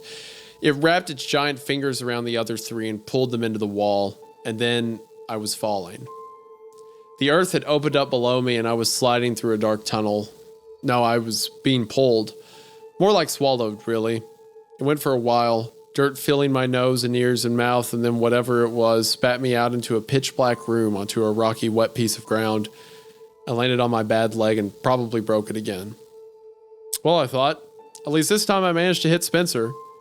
As far as last moments on Earth go, this one was a slight improvement over last week. The room I was in was cool, not cold, and cavernous. I could hear my breath echoing off the walls. I could also hear something else breathing. All at once, I became aware of another presence down there, an entity in the room with me. It's hard to explain in the same way I remember it being hard to explain a dream right after you wake up. It's something that you have to experience to understand, but the feeling was something like being plugged into a shared consciousness with another intelligence that was putting thoughts directly into my head. Of course, it might have just been all the drugs. Welcome to my home. Came a loud voice from somewhere in the pitch black room. I'm sorry it's taken this long for us to meet face to face. I can't see anything. Yeah, the part of dark God do not understand. Yeah, I agree. That one was a little rough. It's just that was a little. That was a bit. We're getting a little too Marvel here, guys. Let's dial it back. Oh shit! I'm in the throne room of a dark god, and he sounds like an internet troll. I guess that makes sense. Might as well get this over with. Do you think you can maybe turn on some lights so I can actually see who I'm talking to? He let out a very human-sounding sigh and exclaimed, Fine. Out of nowhere, the entire room turned into an intense, furious bright white. All I could see was pure light. It covered my eyes, but even then, I could see the bones of my hands through my eyelids. Even with the meds, that shit hurt. Too bright, too bright! Split the difference! Wow. Responded the voice. I didn't realize that you were going to be such a big baby. So I'm assuming what this is it's actually an organization underneath the facility. Yeah, I'm guessing it's the lab thing, like I was saying earlier. And then, just as suddenly, the brightness relented. After a moment, my pupils adjusted. I could see what I had been talking to. Behold! And tremble before the dark god! He, if it was a he, I'm just going off of the sound of his voice, was about the size of an elephant, swollen and round with a tanned yellow hide. The best animal I could think of to compare him to would be an enormous tick with 6 rows of stubby arms on either side, 6 rows of sagging breast, and a human-sized head on top. The head contained a somewhat human face and no neck. The body connected to the earth at the widest point of its stomach, like it was half buried. And to top the whole thing off, he had a red mohawk. He smiled at me. What do you think? About what? My hair, isn't it amazing? He looked up at his mohawk. I guess. You guess? Do you have any idea how much effort I put into doing my hair like this? You know what? It's fine. I shouldn't have wasted my time trying to impress you. That's on me. Okay.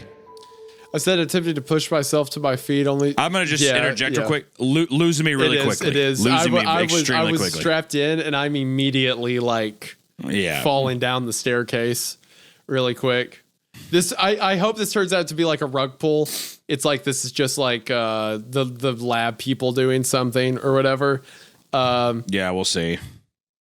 Because the way it was working is there was humor built around these like legitimate threats, like a cult, like the supernatural, time moving through trees. So like nonchalantness of these like very real threats. Yes, versus just making the threats also kind of like a nonchalant cringe. thing. It's just kind of cringe. Yeah. Attempting to push myself to my feet, only to remember that my leg was pretty broken. I was immobilized, underground, high, and without any weapons. There really was no chance of escaping. If you're gonna kill me, do you mind just getting it over with? What is it with you people? So entrusting. So prejudiced. Why is it that any time you see something you don't understand, you think it's kill or be killed? I'm not the monster here, you are. I could see into your soul. I've seen your sins. Remember that time when you were 15 and you keyed the principal's car? No. Really? Maybe that wasn't you. Humans all look alike. Why am I here? Why'd you drag me underground? Because, Jack! I can't find any other way of talking to you. And I wanted to tell you to stop killing my children! You've burned up so many of us! And what did we ever do to you? Huh? The Kiefer plants? Yeah! Just backups because that idiot is so clumsy.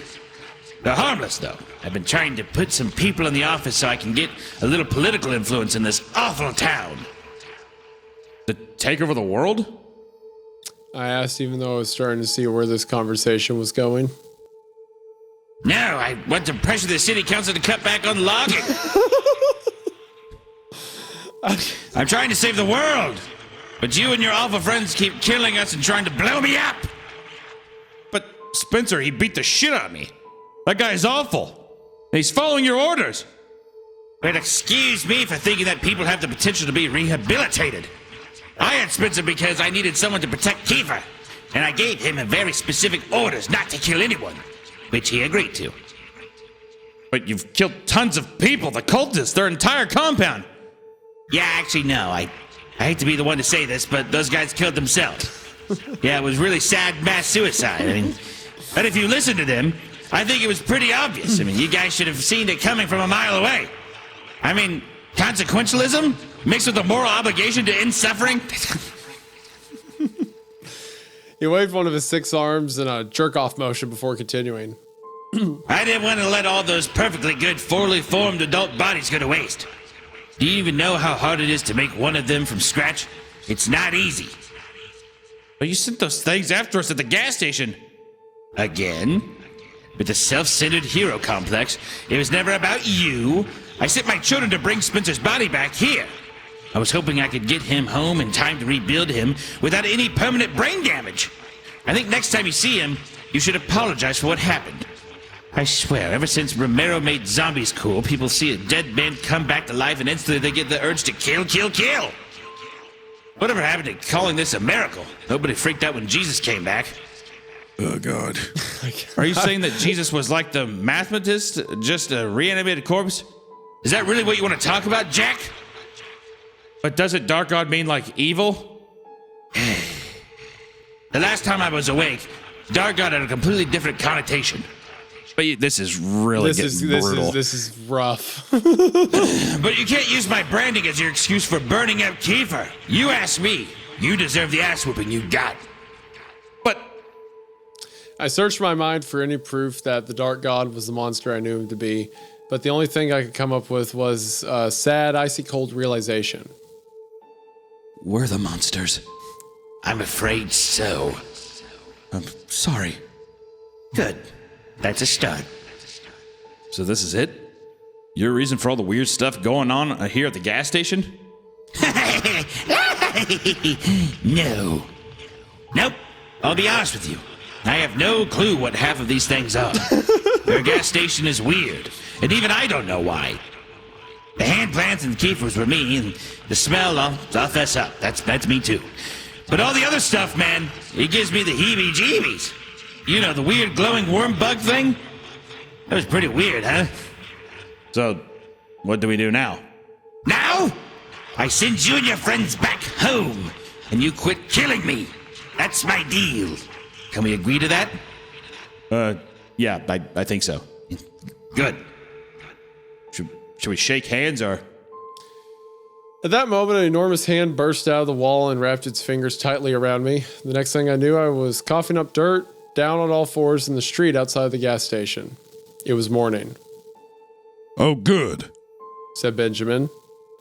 You made it out too. Looked over and saw the other 3 standing there covered in black dirt. I was back where it started. Trees were all gone, leaving no sign they were ever even there in the first place. Gas station was a wreck and the front doors were smashed out and the raccoons were excitedly running a loot train for whatever edibles they could carry from the front to their nest behind back. What happened, man? asked Diego. I'm not really sure. I answered, digging the clumps of dirt out of my nose and ears. Well, you're lucky. Your friends made me wait a few minutes to get you a chance to get out. I looked at my hands. They were nearly black from all the layers of dirt coating them. Wait for what? For this. Benjamin answered as he pressed the button on his remote detonator. Somewhere deep in the woods came an explosion that rocked the earth and sent birds flying into the sky. Diego's car alarm went off and the pavement cracked. A black cloud slowly started to fill the sky, and I felt something inside my mind scream and die. Well, my work here is done. If you don't mind, I'm going to get lost before 5-0 shows up. Then he walked off into the forest, hopefully never to be seen again. And that's what happened, if you can believe it. I'm back at the gas station, working again. Arnold is on personal leave from the police force, and I didn't care to ask for details, so we have a new deputy babysitting us. I'll tell you all about her another time, maybe. The police investigated the incident and ultimately concluded that we were victims of hysteria brought on by a gas leak, and once again, there was nothing supernatural to be reported. I don't know if this is the end for the Dark God, but I do know that I haven't felt any compulsions to continue digging ever since Benjamin blew up that underground tree. Things are settling back into our brand of normal. I still work way too much. I'm still keeping a journal, and weird things still happen at the shitty gas station at the edge of town. In fact, just yesterday, people started reporting that they had seen something in the woods that looked like an enormous raccoon with bat wings, stealing small animals before flying off into the forest. They even said this winged raccoon monster glows in the dark. Marlboro just came up to me and asked, You know there's a guy in the bathroom just like a cowboy? I assured him that I did not know that. This may be the last update for a while. It's going to be a lot of work putting this place back together, and I've got a whole new crew of part-timers to train. So until next time, Jack from the gas station. Boom! Tales from the Gas Station, Volume 1, done! Down in the books. You know what? The books. You know what? Ending kind of slogged a bit. Got a little Marvel quippy. It killed my momentum a bit. But all in all, not bad. All in all, I like the story. I did not like the conversation with the God, quote unquote. I do think it's funny how after they came to an agreement about like, we'll save the planet together, Benjamin's like, and I'm going to blow it up. Like, that's a comedic beat in itself, because again, it is the characters reacting to these massive horrors in like funny ways, right? Rather than the horror being like a funny, quippy character itself. I kind of wish the evil guy was like, the Dark God was just super evil, and he was just like, you're my puppet, blah, blah, blah. And he had some like giant, like evil speech, whatever. And he's just like, now you're here with me forever, blah, blah, blah. And then he goes out, and that's whenever he just gets blown up. And you're like, oh, okay. What if it was this way? What if Jack goes down there and he sees just like a tree, right? And he doesn't have a conversation, but he's like, I looked at the tree and I understood. This creature didn't want to hurt us. It was trying to save us. It was trying to save the forest. It wanted us to do better. I woke up back on the street, ready to know my goal. It was then that Benjamin pulled out the detonator. Like, yeah, I mean, it kind of that has the same kind of ending too as like Starship Troopers, when they like pull the giant bug out that they've been mad at the entire time. They're like, it's afraid. Yeah. I feel like that's a same kind of beat. It is also the same beat as like him having the whole realization about the glowing caterpillar, and then the raccoon eats it. Right? Like, well, there that goes. Yeah. Right. Yeah, exactly. Yeah, to me, the monsters themselves also not taking it seriously kind of kill it a bit. But that being said, I think comedy should accent horror in a really fun way. Like, I think if you completely lose a lot of the tension that you can build with horror. Yeah, like they can work hand in hand, but if like there's this threat is never there, then it's just kind of a weird. It's just kind of like a kind of campy, like, I don't know. I just never liked that, really. It was fine. I mean, it's fine for what it is. It was a fun turn. The story was fun, but like, I don't think I was ever that, I would say, nearly invested. I think that like it was a fun. Go ahead. No. Sorry, I didn't mean to cut you off. You're saying you think it's a fun. I just think I think it's a fun story. I liked all the characters. I think that like in terms of a world, it's a very eccentric and fun. Yeah. very flavorful world, but I don't think I was ever really bought in on any of the developing stories that were coming in. It was always just kind of something that felt like every time I was getting somewhere, it got kind of cut at the legs with a joke or something. So I never felt really obliged to fully give myself over to like giving a fuck about any of the stuff, which is fine. I mean, if it's a comedy story, I think that's fine. But once again, I think you do a better service if you can't have this lackluster character who's just like, all of this evil shit is going around me that's very serious, but I just can't seem to give a fuck because it's so normal. You know what I mean? Yeah. And I kind of just wish it leaned more into that. I think again, the horror needs to come from people's reaction to it rather than the monster itself. Because if everyone's goofy, there's not really anything to stand it by. You kind of need a straight man, and the straight man in this scenario was the monsters, right?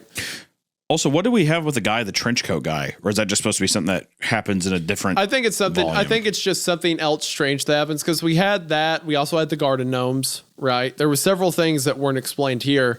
The woman that's alluded to. I mean, I don't even think what we read is all of volume 1, and there are 4 books, it seems. Book 1 of 4, I think. Yeah, it seems like there's a lot of stuff. This definitely is not everything. This is just the first stuff that we found on creepypasta.com as like the first entries. Yeah. And I thought would be interesting to see. I think that like doing all of them would be just a lot right now. It would be a But lot for us, but like for an individual reader, I'd be interested where the rest of this story goes. I think if it leans sure. more into like the way the horror and like comedy was in the first half, I thought it was interesting. And again, really the only part I didn't like was the conversation with the Dark God. Other than that, I think everything else was solid. I enjoyed it. Yeah, it was very charming. Yeah, I think that like there was still some fun revelations, like Marlboro being like a Tyler Maybe Durden not kind of Fight actually Club real. thing. Yeah. But I think just and that's just kind of the same thing too, of like having a character, a bunch of exposition back and forth of being kind of a bit on the nose, heavy-handed, whatever. And also too, I just don't think the joke landed for me. I could see some people thinking that's really funny. So who knows? I think that's just more of a subjective I've seen kind the of. whole like ancient god turns out to be just kind of like whiny, whatever. I've seen that enough. That didn't really hit, but to each their own. I loved it up until then. I would highly recommend checking out the series, and I'm sure a bunch of you people watching this loved it. So be sure to show them some love. Yeah, show Jack Townsend some love. I want to especially preface too, very well written. Yeah. Very like fun, very quick witted. Like the way that Jack introduced all of these story elements, like all these kind of dangling carrots, I think was just a lot of fun. Like I would be curious to read more of it in the future. Especially after we get back some like it was like you said earlier too. It's a nice palate cleanser. It is, do a lot of crazy weird shit and then have a nice palate cleanser with Tales from the Gas Station. I think could be a fun. I think formula. that'd be a fun idea. If people like this one, we'll see. We'll see what they say. Yeah, we'll see. Well, everyone, that's your episode of Creepcast. Thank you so much if you're listening on Spotify or Apple Podcasts, any of that jazz. If you are there, please be sure to give us a nice little rating. If you're on YouTube, be sure to smash that like button and subscribe. I don't think anyone says that anymore. But as always, we love seeing all the comments, the memes, the art. It's all amazing. We appreciate you guys. You guys are the best fan base on the internet. I'll say it. Sure. And you know what? Especially when God they bless leave you. me, Jeff Goldblum notes. No. My That's favorite whenever. terrorist. That's when you. Those aren't fans. Those are. Nope, he said it. He said that you all are his favorites, so keep doing All right, that. everybody. For sure. We'll see you next time. Goodbye. See you in the next one. And Jeff Goldblum forever. Bye. Jeff Goldblum.